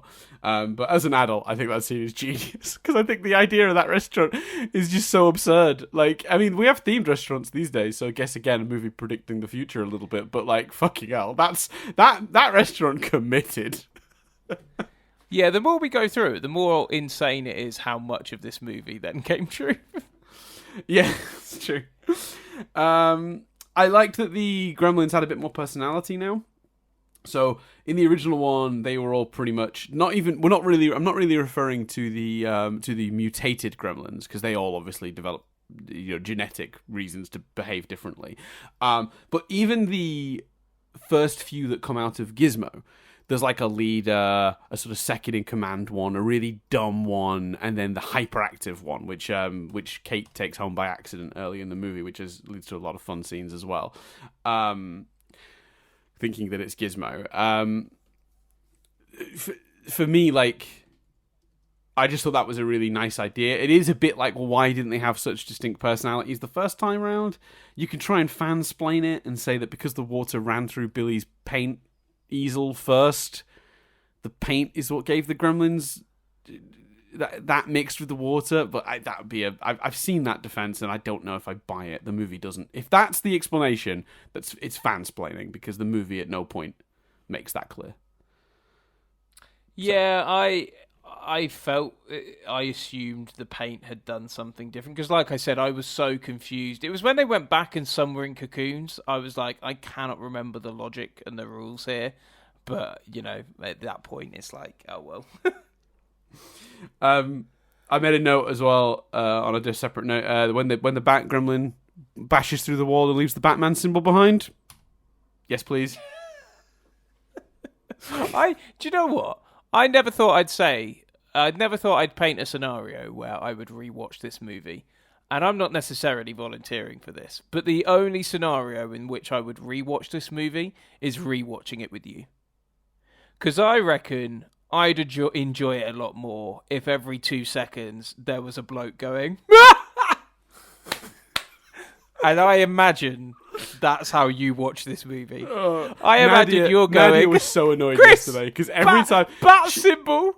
And you do that thing where you when you're really enjoying something, you're like desperate for other people to enjoy it as well. So you're like looking over at them. So you'd be going, "Pat symbol, Chris," and then you'd look at me, and you'd do that every. And you'd have the stoniest face in all of the world. It would fill me with. We should live stream it. We should live stream you and me watching Gremlins 2. Oh, I fucking love this movie. I love Microwaving with Martha or whatever. The fucking the cookery show about like where she's like showing you how to just like wrap some fucking shit in ham, like and she's using like processed cheese, like it's fucking and she's drinking shit tons on the job. Like I would watch that show for real. That show's insane. Actually, that scene's really great because that's the scene where they multiply. So that's this movie's equivalent to the pool scene from the first movie when Stripe jumps into the water and you see the smoke and the bubbling and you realize what's happening, and it's one of the most upsetting scenes in the first movie because you just go, how the fuck do they get out of this? The equivalent in this movie is when they set off the fire system in the studio, and all the sprinklers start spraying water on them and they start multiplying. That scene is amazing. But it does set up a world where how many other gremlins are in it? It can't just be the bride gremlin that's kicking about that building. Yeah, that's a really yeah, that's an interesting thought, isn't it? Like, is she the last one? Were they all in the foyer? Well, seemingly. Were they all in the lobby? lobby? So many of them were created that I just can't see how they're all in the lobby. But maybe the notion is, now there's only one or two. It's easier to get rid of them, but yeah, as long as they don't multiply, obviously. But yeah, it's weird. And I also loved the fire message, by the way. I think I've got the scene here. The building is on fire. Leave the building. Oh, that's not the full thing. It goes like, fire, greatest of destroyers, the nature's equalizer. This building is on fire. Like, it's like absolutely insane. It just goes on forever about like how fire is an impressive force, and then adds, leave the building right at the end. It's so good. I enjoyed Clump's secret way out of the building. Being a pipe that just appears from under a tree. And it was a really clever way to get him in the building. Yes. But it just made me laugh. Like, it's just the most unsubtle thing in the world. Yeah. I made a note that I thought Marla was like a brilliantly over the top sort of character because everyone in this movie but Billy and Kate kind of are. And that kind of implies that it's the city that's really wacky and over the top. But then again, the first movie had a few, like Mrs. Beagleman or whatever, the evil lady that was annoyed that he had a dog in the first movie that wouldn't, like, give people, like, a break on their loans at Christmas and stuff like that. She was pretty over the top. But yeah, the movie kind of implies it's the people of New York that are insane more than anything, which I enjoyed. Yeah, that was fun. Again, there's something insane in in every frame of this movie. When Billy gets arrested for trying to break into the water supply to turn it off because he doesn't want the gremlins to multiply any further, which, by the way, was a perfectly smart plan, but obviously maybe not in a world where they can see you smoking in a corner, because they obviously saw him on the cameras and immediately arrested him. But when Kate goes to bail him out, Chris, for no reason at all, a police van opens. And about a dozen mimes get out, being arrested. God knows what for. They just do. In general, I don't know why we needed to know that, like, or is that something to do again with the hatching? Because it just felt like they were trying to deliberately make 6 hours go by. Yes. That's exactly what they were doing. Yes. Because in the first movie, when they're in the cocoons, that they're there for quite a period of time. Right. And also, you also need, it's not just the hatching, the other problem you have is if they hatch while it's still night, because they've just eaten after midnight, that's how they've gone into the cocoons. If they hatch immediately, there's no tension for them escaping out into New York, they can do that immediately. They have to hatch after the sun has risen again to keep them then trapped in the building throughout the day. Right, yeah. Or the movie just doesn't function. So yeah, you're 100% right. That was just an excuse to skip 6 hours. But it did give me the police arresting a mime troupe. And I'm not really sure why that's in the movie. Or why anyone went to the costume department and demanded mimes. Fucking genius, though. I love it. Yeah, I mean, I must admit, I honestly think the best way to watch this movie is with you. Because, the more you point out stuff like that, the more I'm now like, yeah, that's funny. Like, whereas yesterday it was just like, what is going on? So yeah, maybe maybe it was just a shock to the system. It definitely is. I generally speaking, I think the premise of this movie though is really strong. Like, just a big movie, a big building full of like crazy technology. Let the Gremlins loose in it. Like, just that alone is enough for a sequel for me. Like, if they hadn't made this a parody, I still think that idea, but done more sincerely, and using the time saved from doing all the silly parody stuff to do more character and heart stuff, this could have been a good sequel in the traditional sense, as well as what it actually is. There's definitely a potential sequel in it, in the way they've done it here. I don't think Joe Dante's kind of like fuck you to the whole system and the whole idea of a sequel here is fun. But he kind of did it as there was no way to make this work. And I don't think that's necessarily true. So I slightly disagree with him on that point. Another small detail I noticed is when Billy gives the girl the torch to protect herself if the spiky gremlin comes back, Forster immediately just takes the torch off her the minute Billy's out of shot. That was just brilliantly cruel and funny and said a lot about him as a character. I also loved it when they were trying to, the security guys trying to make sense of this Forster, and he's like, whoever they are, they've got to respect the chain of command. Brilliant. That's yeah. The Gremlins are going to listen to you. You're absolutely right. Mr. Clamp fighting the Gremlin, putting it down the shredder, reminded me of the scene where Billy's mum in the first movie puts the Gremlin in the blender, which is a great scene. So just thumbs up for echoing a scene I like and doing it also in an interesting new way. Fair play. We've done that. Sorry, I'm just going through the last of my notes. Unless, have you got anything you specifically want to say about the movie, or have we kind of... No. I've covered my thoughts and then some, except that I think I was a bit grumpy at the beginning, and I would one day, not when we next meet up, I can't face it yet, but one day we will watch it together and we will record ourselves watching it together, and we'll put it on Patreon or something. That's a fun idea. We could do like a commentary track or something. Yeah. I want to point out that you're kind of in this movie, Chris, now. I didn't realise that when I wrote this note, but I've made a note about when they break the fourth wall or the fifth wall or whatever by having the movie literally end because the Gremlins are in the projection booth.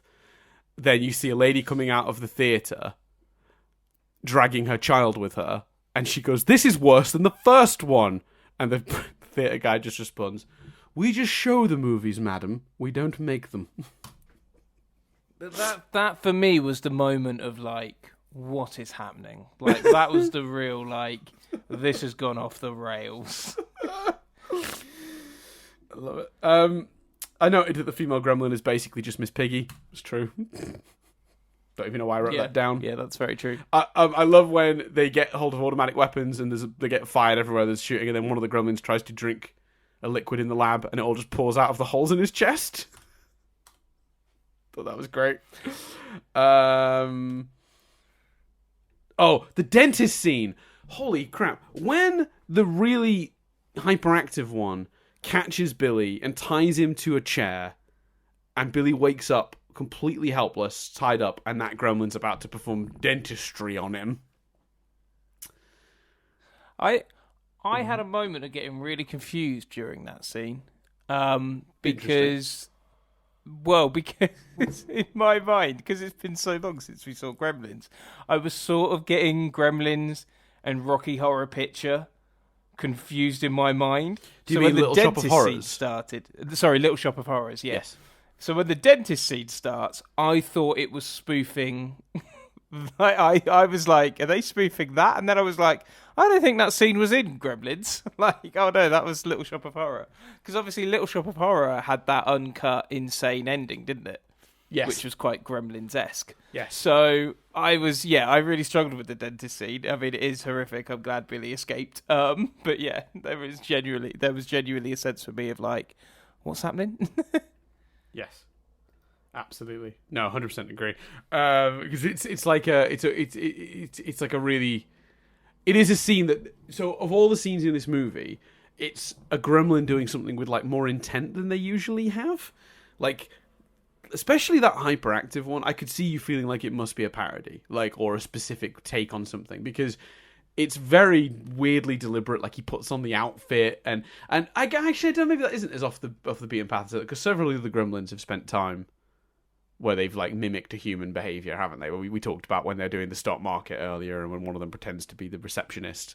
So maybe it's not that out of the loop. Maybe it's more that particular gremlin is the really zany hyper one from earlier in the movie. And to see him doing something with such intent, where earlier he was just content with like causing chaos, throwing things around, making a mess. To see him being so specific as to go to the trouble of putting on a dentist's outfit, tie Billy to the chair, wake him up, then be like, I'm a driller now. Like, it does feel like more intent than that gremlin, like, should have, because he was an agent of chaos previously. So maybe that's why it automatically feels a bit like it might be trying to parody something. That makes a certain amount of sense to me. I think that's fair. Yeah. We haven't talked about this yet, but there's a fucking musical number.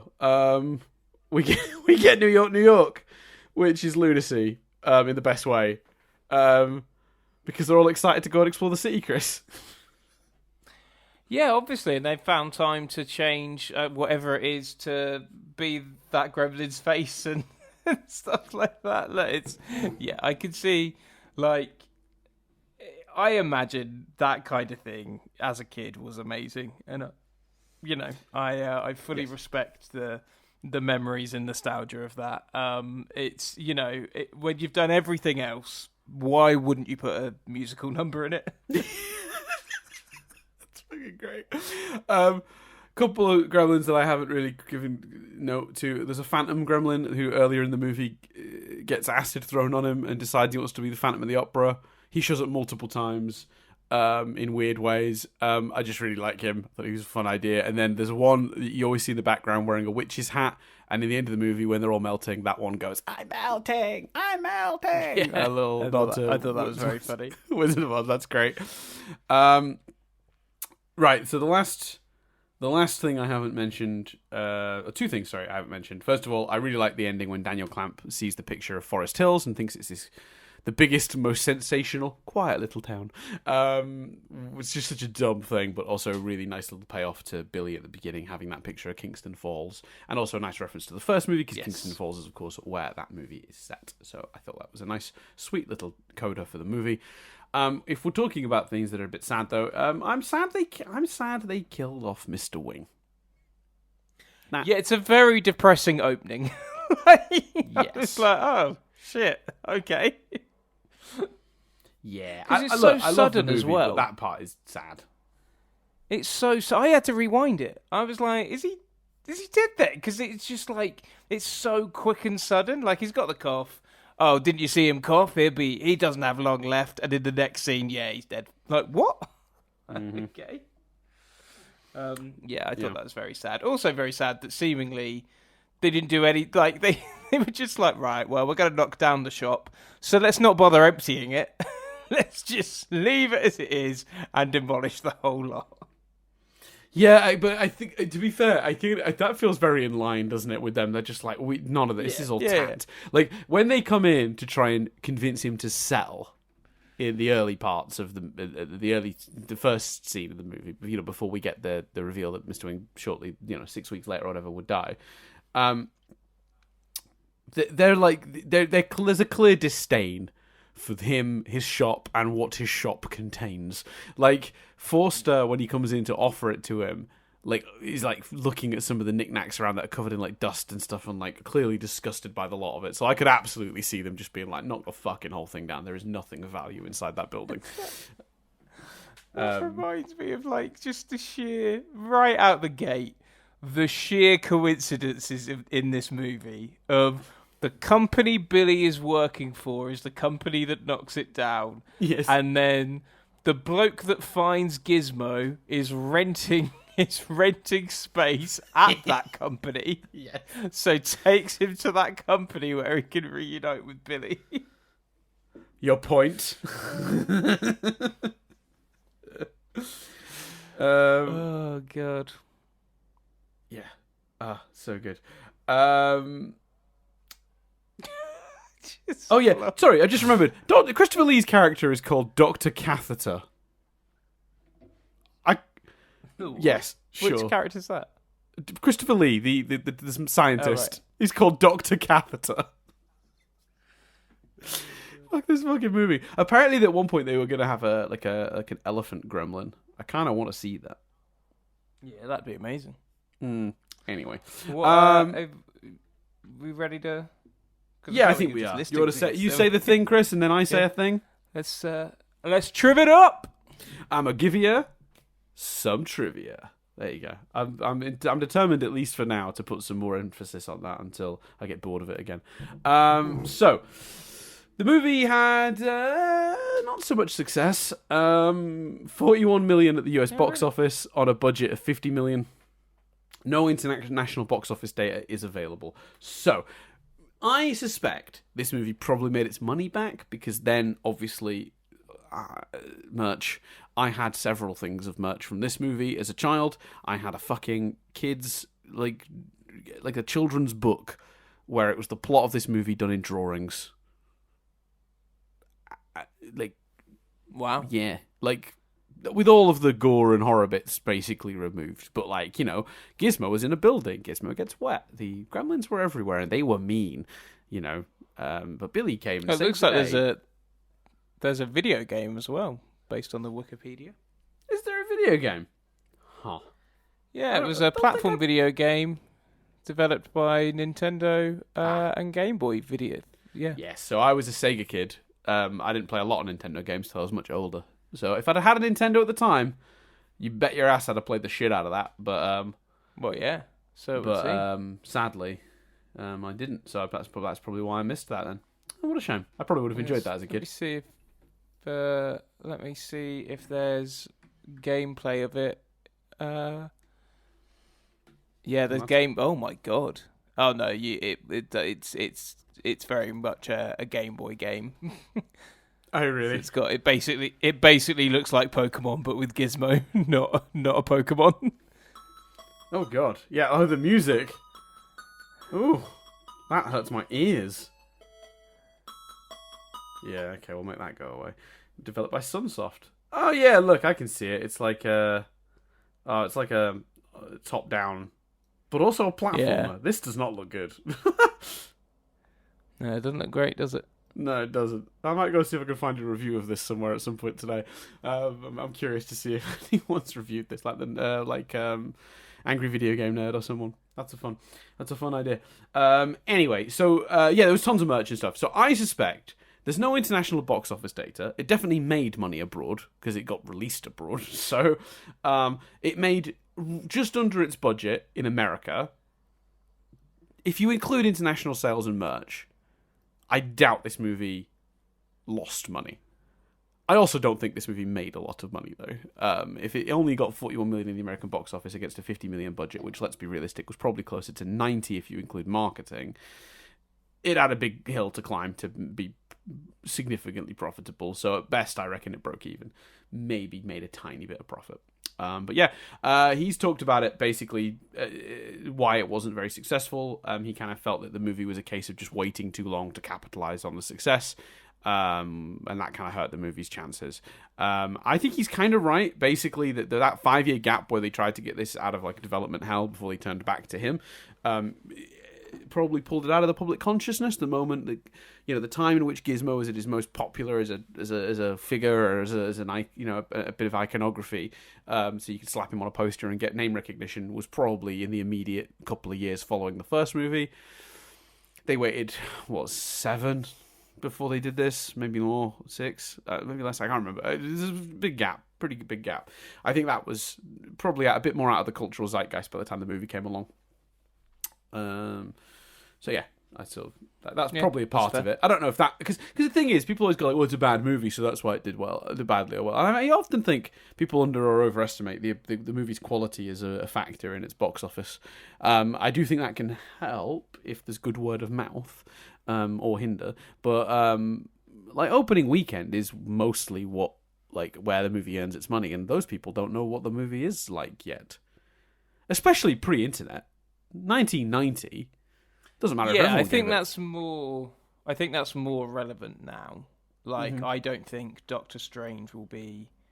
I don't have a prediction for what will, but I don't think Doctor Strange 2 will be the biggest film of the summer because it's had mixed reviews, and I think that'll make some people go, "I'll wait till Disney Plus." Yeah, and I think as well, like in a summer where we also technically have the dinosaurs are back, aren't they? Jurassic World. Yeah, Jurassic World. We've got Top Gun 2. Top Gun's not going to do it. But yeah, Jurassic World, mate. I don't think there's that much excitement for Top Gun. Maybe. Yeah, look, but, maybe. You know what? Maybe. Who knows? I got a sneak preview of an extended scene from it the other day, and it was like a 5-10 minute chunk from the movie, and it looks fun. It looks fun. Looks fine. Thing is, no one would have predicted Jumanji 2, would they? But Right? Yeah. No. Exactly. So yeah. No. It's look, it's not at the top of my list of likely contenders for biggest movie of the summer, but it's it also would. I wouldn't call you a liar if you said that's what happened. Do you know what I mean? Like I'd be like, okay, yeah. I guess that makes some sense. It didn't seem like the most likely answer, but I guess if that's what's gone down, that's what's gone down. biggest film of 2020, Bad Boys for Life. So. Yeah, well, yeah. I'm hoping we don't have another pandemic, Chris, to lead to something like that happening, but sure. Just saying. Well, no, the pandemic wouldn't help me, because the pandemic would make Doctor Strange the biggest. Yeah, that's true. And it would be awful, that too. So, Chris Columbus was unavailable to work on the script for this film like he did the first one, because he was directing Home Alone. So it was solely written, not solely, but it was worked on by Joe Dante himself. There's a deleted scene where the Gremlins release all of the animals in the Spice O Life lab. But during the filming of the scene, the monkeys in the lab, which were supposed to escape the cage when it was opened, were so terrified of the gremlin puppets they refused to leave the cages and actually climbed further into them. That footage is available. I saw this clip the other day. It's very funny. I feel for the poor monkeys. I hope they were okay and not too traumatized by it. But it is funny. That's what happened. That's amazing. Yeah. Leonard Maltin, famous film critic who did not enjoy the first movie, appears as himself in this movie, repeating many of the things that he said about the first one in his review. So it's good that he's got a good sense of humour about it. The Gremlins obviously then attack him and he yells, "It's a 10, it's a 10." In his annual movie guide for this year, he gave this one 3 stars out of a possible 4 and refers to this scene without naming himself, but he refers to the movie as having a gratuitous cameo.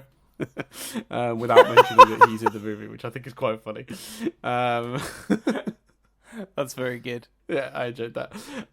The opening aerial shots of New York while the credits roll is actually just leftover stock footage from the production of Superman 4, A Quest for Peace. I'm not good with Roman numerals, sorry. So apparently, aside from the sort of mohawk, sort of spiky gremlin, the other gremlins that Gizmo sort of initially creates are called George, Lenny, and Daffy. The first 2 referring to the novel of Mice and Men, and the other referring to Daffy Duck. Because nice. George and Lenny from Mice and Men, and then Daffy Duck. Daffy is presumably the really insane, hyperactive one. So this movie had a little bit of an easier time ratings-wise, because we talked about that with the first one. The first Gremlins movie actually was the reason they created the PG-13 rating. Because originally it was the previous one, it was a stricter guideline. It's a bit like what happened in this country with 12A when Spider-Man happened, where it was a 12, and people were like, "It's Spider-Man, I want to bring my 10-year-old son to see it." So they eventually had it as a 12A, which means you can see it under that age if you're accompanied with an adult. America went through that exact same experience in the 80s as a result of Temple of Doom and the first Gremlins. So this movie got to have the actual PG-13 rating, because it was too violent to be PG, but not violent enough for an R. So it created a rating in the middle. So there you go. Yeah, interesting. So obviously, this movie has the sequence where Joe Dante wanted the audiences to think that the Gremlins had maybe taken over in their theatre, and the movie breaks. The sequence was inspired by a similar stunt in William Castle's The Tingler in 1959. During his DVD commentary, Dante recalled Warner Brothers wanting to cut the sequence as they were concerned audiences would believe the film actually had malfunctioned. Test screenings ultimately proved otherwise. However, now see, okay, I think this is horseshit personally, but I'm gonna read it because if it's true, that is very funny. The video version of this scene is different. The home video version. That part's true. The home video version, it flickers in a completely different way. It doesn't split in the same way. Like as it's film, it sort of wobbles like a VHS would before it fails. And instead of doing the theatre thing with Hulk Hogan, they do a whole thing where it's flicking channels and it lands on a John Wayne movie where he's shooting at the Gremlins. And then eventually John Wayne tells the Gremlins to put the movie back on. And then the movie comes back on. It's not very good. It's done very cheaply, clearly done after the fact with no money. It's shot on cheap TV cameras. It just looks bad. It's not good. I don't think it's very funny either. But that's the version I first saw, because I think I first saw it on VHS. I don't think I saw the theatrical version initially. So when I finally saw the version with Hulk Hogan, which is the version you'll get these days pretty much as standard anywhere, like if you rent it on like Amazon or whatever, it's the Hulk Hogan version. They've mostly restored as it was in theatre. But apparently, according to this trivia, this is the bit I'm dubious of. The film-breaking effects got shifted to look like VHS malfunctioning. Reportedly, several rental copies were returned as a result of this, and video mastering houses were called to contact the filmmakers to ask them if it was intentional. I don't think so. Right? Because pretty quickly it becomes apparent it's on purpose. No? There's not actually that much. There's not that many seconds of like film burn in it. Yeah, before it switches to Gremlins on screen, clearly fucking with the film. Like, yeah. Yeah. Yeah. I wouldn't be surprised if maybe someone had mentioned the flickering to a clerk, maybe, and they hadn't watched it themselves, and they maybe reported it as a defective tape. But even that seems like a stretch, because you'd want to check it out yourself first, right? Yeah, exactly. But I can't imagine like it happens. By the time someone has got up to go and complain to someone, the film's carrying on. You know? Yeah. So. Yeah. Yeah. Anyway, when Christopher Lee was cast in this movie, he actually apologized to director Joe Dante, who directed The Howling, because Christopher Lee had appeared in The Howling 2. Which had not been well received. So he apologised straight away to the director of the original. That's quite a fun idea. This is brilliant, because this kind of backs up my point that Joe Dante doesn't want there to be any Gremlins movie ever again. The original script had Billy Peltzer's inventor dad returning, Randall Peltzer, after all the Gremlins have died, having come to New York, having seen on the TV that things were going wrong, like rushed in. And he'd come with a brand new invention, a sort of wetsuit-like thing that would prevent Gizmo from ever getting wet again. Well, the premise being... It's not a deleted scene. It was all set to shoot. Right. And they'd even got the actor, Hoyt Axton, and made him available for it. But the filmmakers basically realised the movie was already running too long, and they thought they'd never use the scene anyway, so they declined to shoot it in the end. Right, okay. But... that kind of backs up what I was sort of saying earlier about the what do you call it? The Joe Dante really just wanted this to end in a way that made it impossible for other sequels. And as he said since whether he would come back now, a bit of time's passed. That's a great question. He was interviewed in 2018 last that I can see about this movie, but I don't think they asked him that specific question. I would love to find that. I wonder if I could just like tweet at him. Maybe. Does he have Twitter? Does Joe Dante have Twitter? I need to look into that.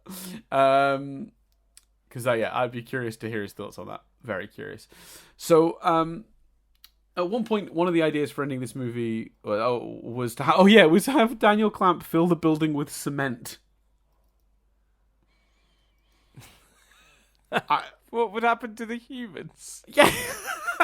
Maybe it would be like an escape thing then at that point, then trying to get out safely before that happens. Maybe that's what this sort of final act of the movie would be. But yeah, fucking bonkers. Apparently they changed it once they realized they had the technology to do the animated rotoscoping, sort of like, not rotoscoping, like the sort of animated technology that created the electric gremlin. I guess that allowed them to sort of develop that. That's according to this trivia anyway.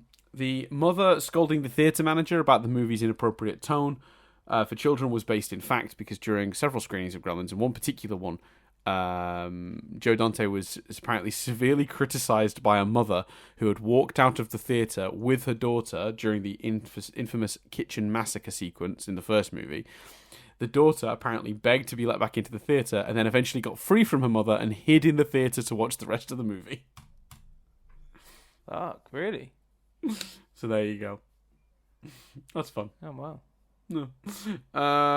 So the character of Grandpa Fred, who's played by Robert Prosky here, who, by the way, does a wonderful job. What a kindly, fun character he is in this.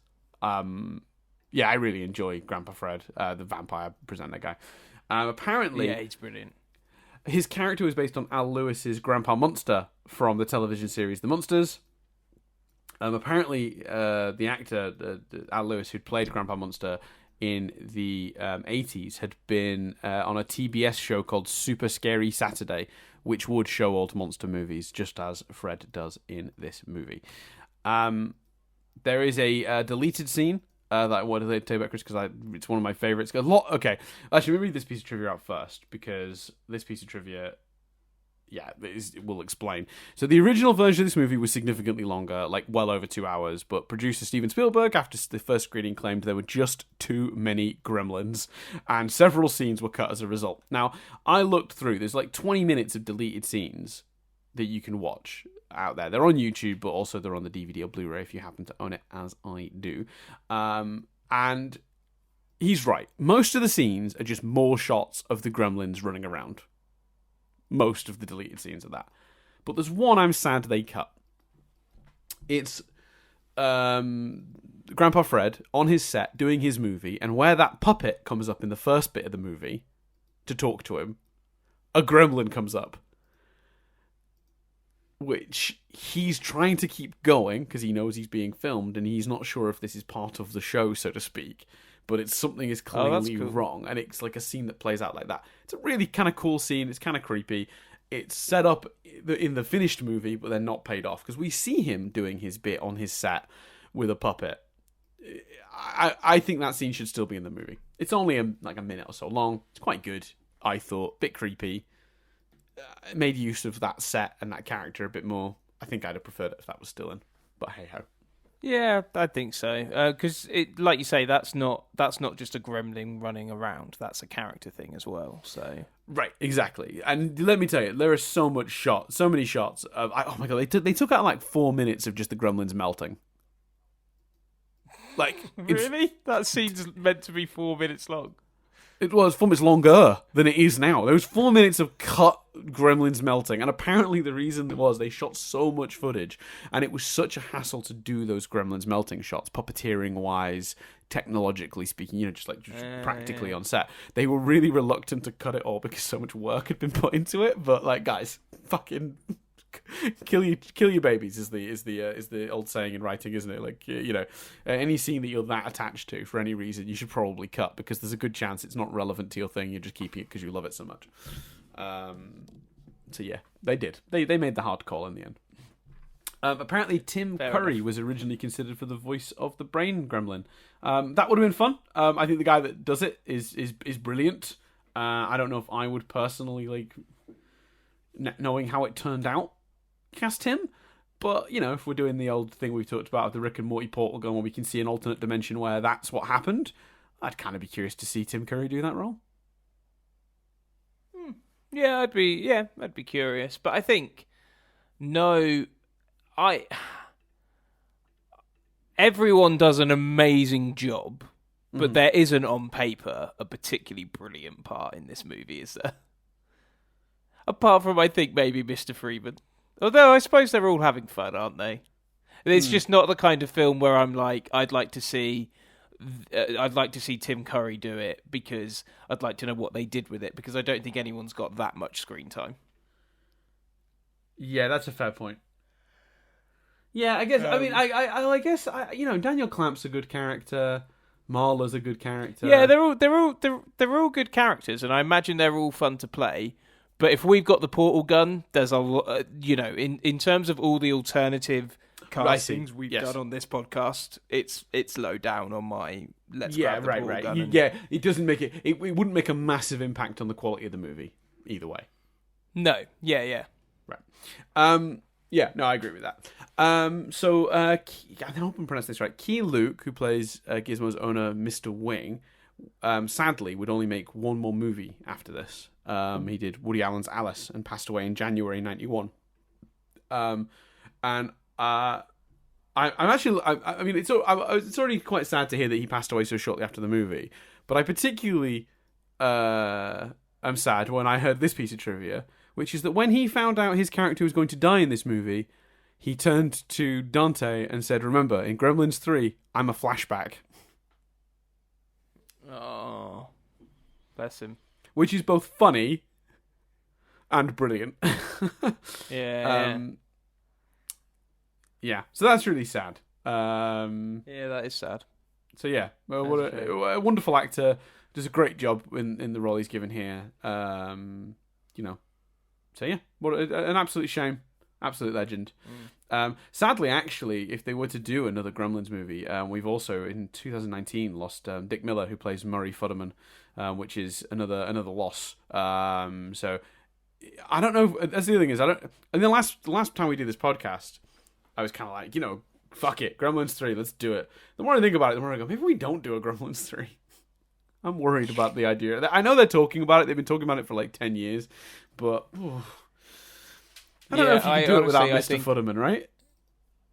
I think enough time has gone by the Mr. Fudderman thing. But to be honest with you, even with that, I think enough time has gone by that people, you can get away with a lot when it's mainly nostalgia people are remembering. Mm-hmm. Yeah. Yeah. That's true. My thinking. Yeah, I guess we'll have to see what they do. So apparently, moving on from the sad loss of members of this cast, the twin brother scientists in the movie were named Martin and Lewis, which is a reference to Jerry Lewis and Dean Martin. Originally, producer Steven Spielberg wanted to cut a scene where a boy crosses a police line banner outside Clamp Tower, but he changed his mind, however, when Joe Dante, the director, pointed out that boy was actually Steven Spielberg's own nephew. Suddenly, the scene remained. Which I thought was funny. Makes sense. The scene where Gizmo dances to I'm Ready by Fats Domino was originally supposed to be Dancing With Myself by Billy Idol. The filmmakers were forced to use a different song when Idol refused to give them permission, so they just found a different song with the same beat to match the footage. Can't fault Idol there, can you? I can. No, imagine that pitch. Right. So yeah, we got a little furry Muppet guy, and he's going to dance to your song and then use it as an excuse to try and escape. And in the background, there's going to be two twins sort of in sync bopping along.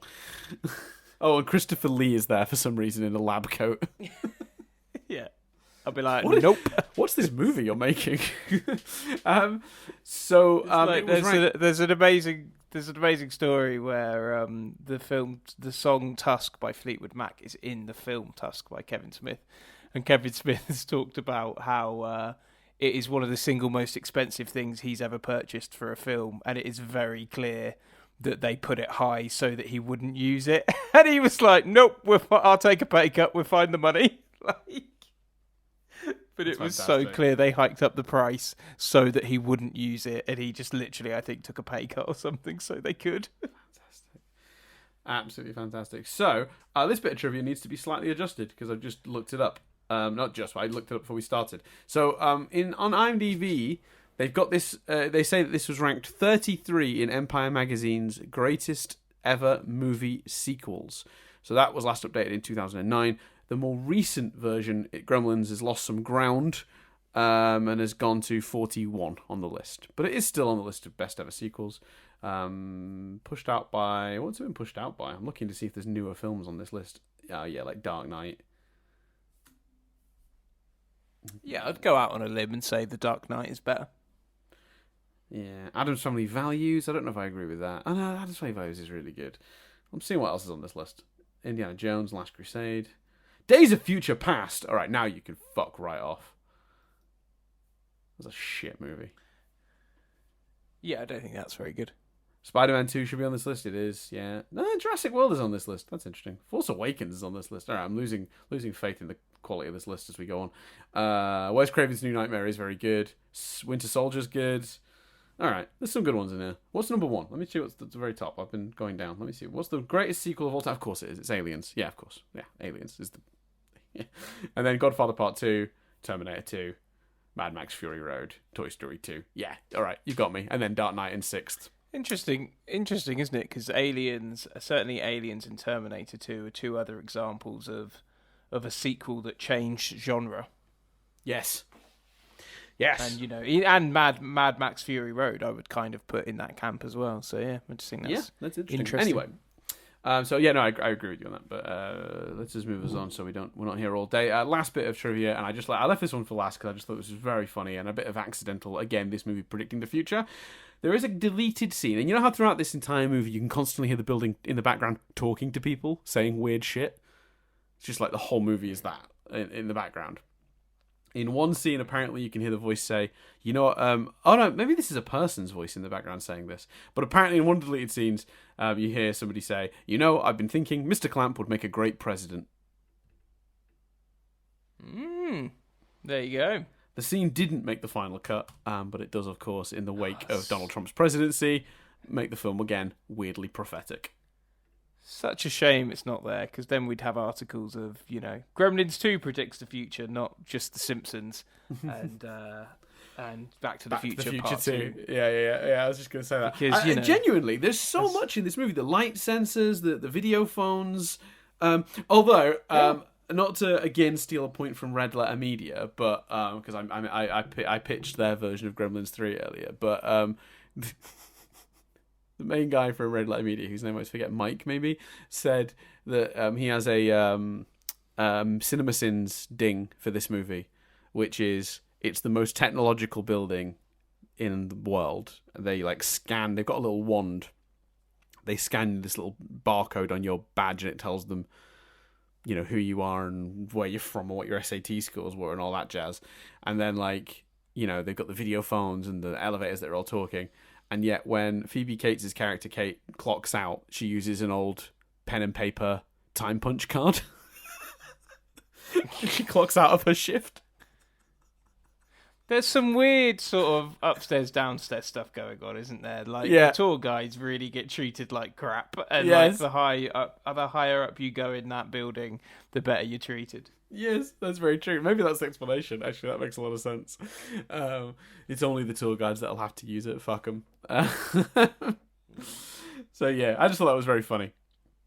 So there you go. Yeah, that's Gremlins 2. So I'm definitely recommending. I guess Chris is, but no, I'd Chris recommend is recommending watching it with me. Is what Chris is recommending. That's what I'd recommend for myself. In general, I'd recommend the movie. It's fucking madness, and it'll either make you laugh or make you go, this is fucking madness. And at some point, not anytime soon, because Dan and I are literally meeting up in a couple of weeks and I don't want to do it then, but not anytime soon, but at some point, Dan and I will watch it together and we'll record it for your viewing pleasure. Yeah, we'll wait long enough for you to have sort of forgotten some of the stuff. Yeah, and then we'll whack it up. Yeah. Cool. Yeah. So that leaves us with a question, Chris. Where are we going next week? Yeah, so I'm gonna give you two choices, Dan. So I've got two choices running through my head. One is just in lieu of the discussion about recent movies. I have a choice from 2012 that you and I are nostalgic for, or at least I am, but the reason I'm nostalgic for it is you and I connected. So that's from 2012. Or in the spirit of what you've done, I have a sequel choice where I think our roles would be reversed. So which do you fancy, Dan? Oh my god. I'm so curious about whatever the 2012 movie is, but I think thematically it makes more sense to do your sequel. And Okay. so I think we'll just go for the sequel. Yeah, let's do the sequel. In that case, we're going to review. It's time for another sequel, and this time it will be me going. It will be Dan going.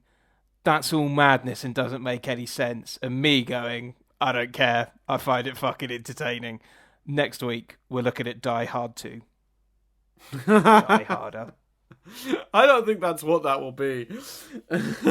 I look as a known fan of the Die movies. I think the problem with the second Die Hard, we'll get into it when I actually, because I've not watched it in many years, so maybe my opinion will be different. But my memory of the last time I watched it is it was fucking boring because it was just the first one again without any like merit of its own. So that is going to be an interesting watch. Yeah, so there we go. It's that was Die Hard 2. That's chosen now. That's in the bag. Do you want me to tell you what the 2012 one was? My curiosity is going to win out here. Yeah, I'm curious what the other option was. So the 2012 one was Safety Not Guaranteed. Oh, yes. Which is a film we watched together. We did. At your flat, I believe, after filming something or writing something. Yes, and it was, yes. We had a great time, and another interesting film. We'll do it. Well, I'd like to do that one day. I think that is a modern film that counts in a way, especially as not many people would have seen it. Because that was a movie that had a really weird, like origin. Yes. It came from a real thing, didn't it? Like a real newspaper ad that someone had seen and like went viral on the internet, where a guy. Yeah, and another movie where I could completely understand someone going. The end jumped to a different place. So yeah. Right. Maybe we'll do that at some point. Yeah, no, that's yeah. We'll have to do that at some point. That is a good one. That's a great choice. Yeah, so I'm happy. Okay, I'll say happy tentatively, but I'm happy with Die Hard 2 because it's been a long time since I've seen it. Because I usually don't rewatch it. I don't love Die Hard 2. I think Die Hard 2 is just one again. And it's not until they start doing different stuff with the sequels that I enjoy any of them, and that's the third one. And I guess the fourth one a bit. And it's all downhill from there. To be fair, the fifth one is something different. It's just shit. Yeah, credit to where credit's due. The fifth one, they do try to do something different. That's true. That is true. I still maintain the fifth one is the only real dud. People are still harsh. They're too harsh on the fourth. I like the fourth. I don't. Yeah, the fourth one is Diadpool 4.0. It's the one with like Kevin Smith in it and Justin Long, right? Yeah. That one was fine, I think. I don't think it was like spectacular, but it was pretty passable as a modern day sequel to a franchise that hadn't had a sequel in a long time. So there you go. Yeah. Cool. So. Thanks everyone for listening. You can get us all the usual places. If you want to hear the Die Hard episode right now and you happen to be listening to this via iTunes or Spotify or any of those platforms, you can actually hear the Die Hard episode right now by going over to our Patreon and subscribing for less than $1 a month. As little as that, you can get access to the feed. We don't have any of our content on there locked behind particular tiers. It's not like, well, you can't get to the preview episodes a week ahead unless you give us at least $5. It's none of that. It is just quite simply if you can give any amount that is comfortable for you, and you get access to the content we put on there. We don't put a huge amount of unique stuff on there. It's usually just early previews, but we do occasionally do like we've talked about in the past. We did a podcast called Nothing But Claps, where we need to do the sequel to that. We should do that soon. Actually, it's getting silly how long that's been now. Where Chris asked me a bunch of clap-related questions, and we were going to do the other side of that conversation where I asked Chris those same questions. I think we might have gone long enough now where Chris might not remember the questions, so that might actually be a fun thing to do.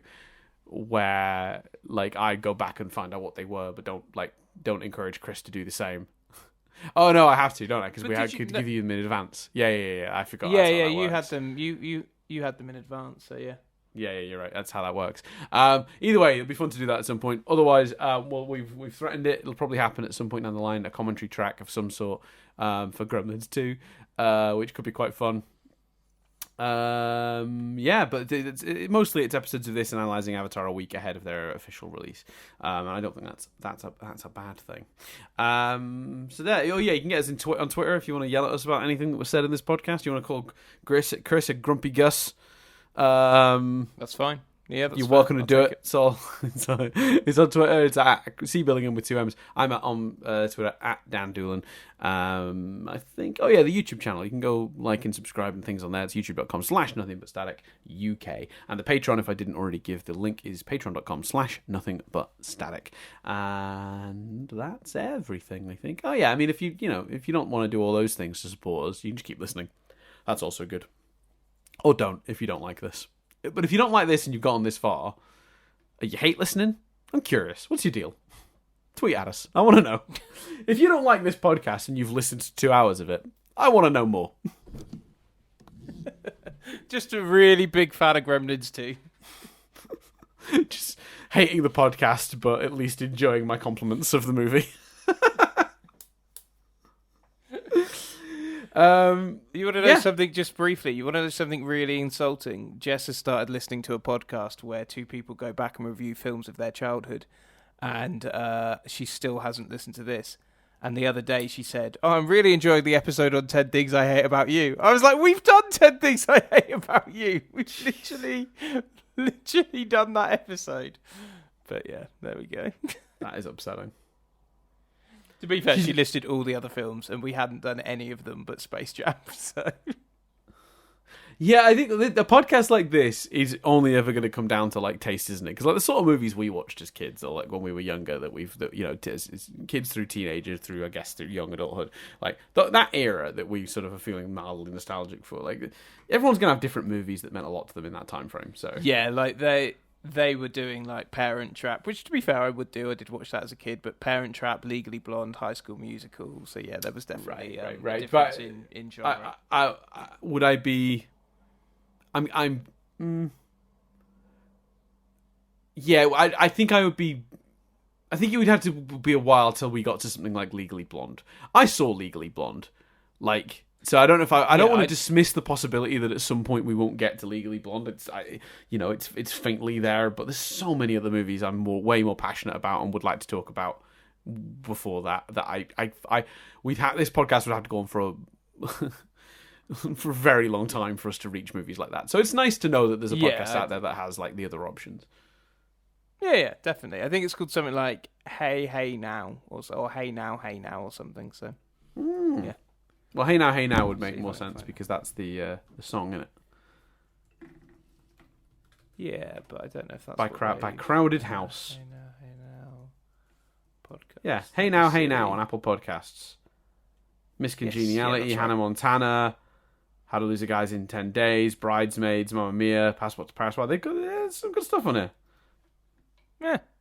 So yeah, it comes recommended from Jess, who doesn't recommend this podcast that you're listening to. So yeah, they've done like Space Jam and Chicken Run and Monsters Inc. and Shrek.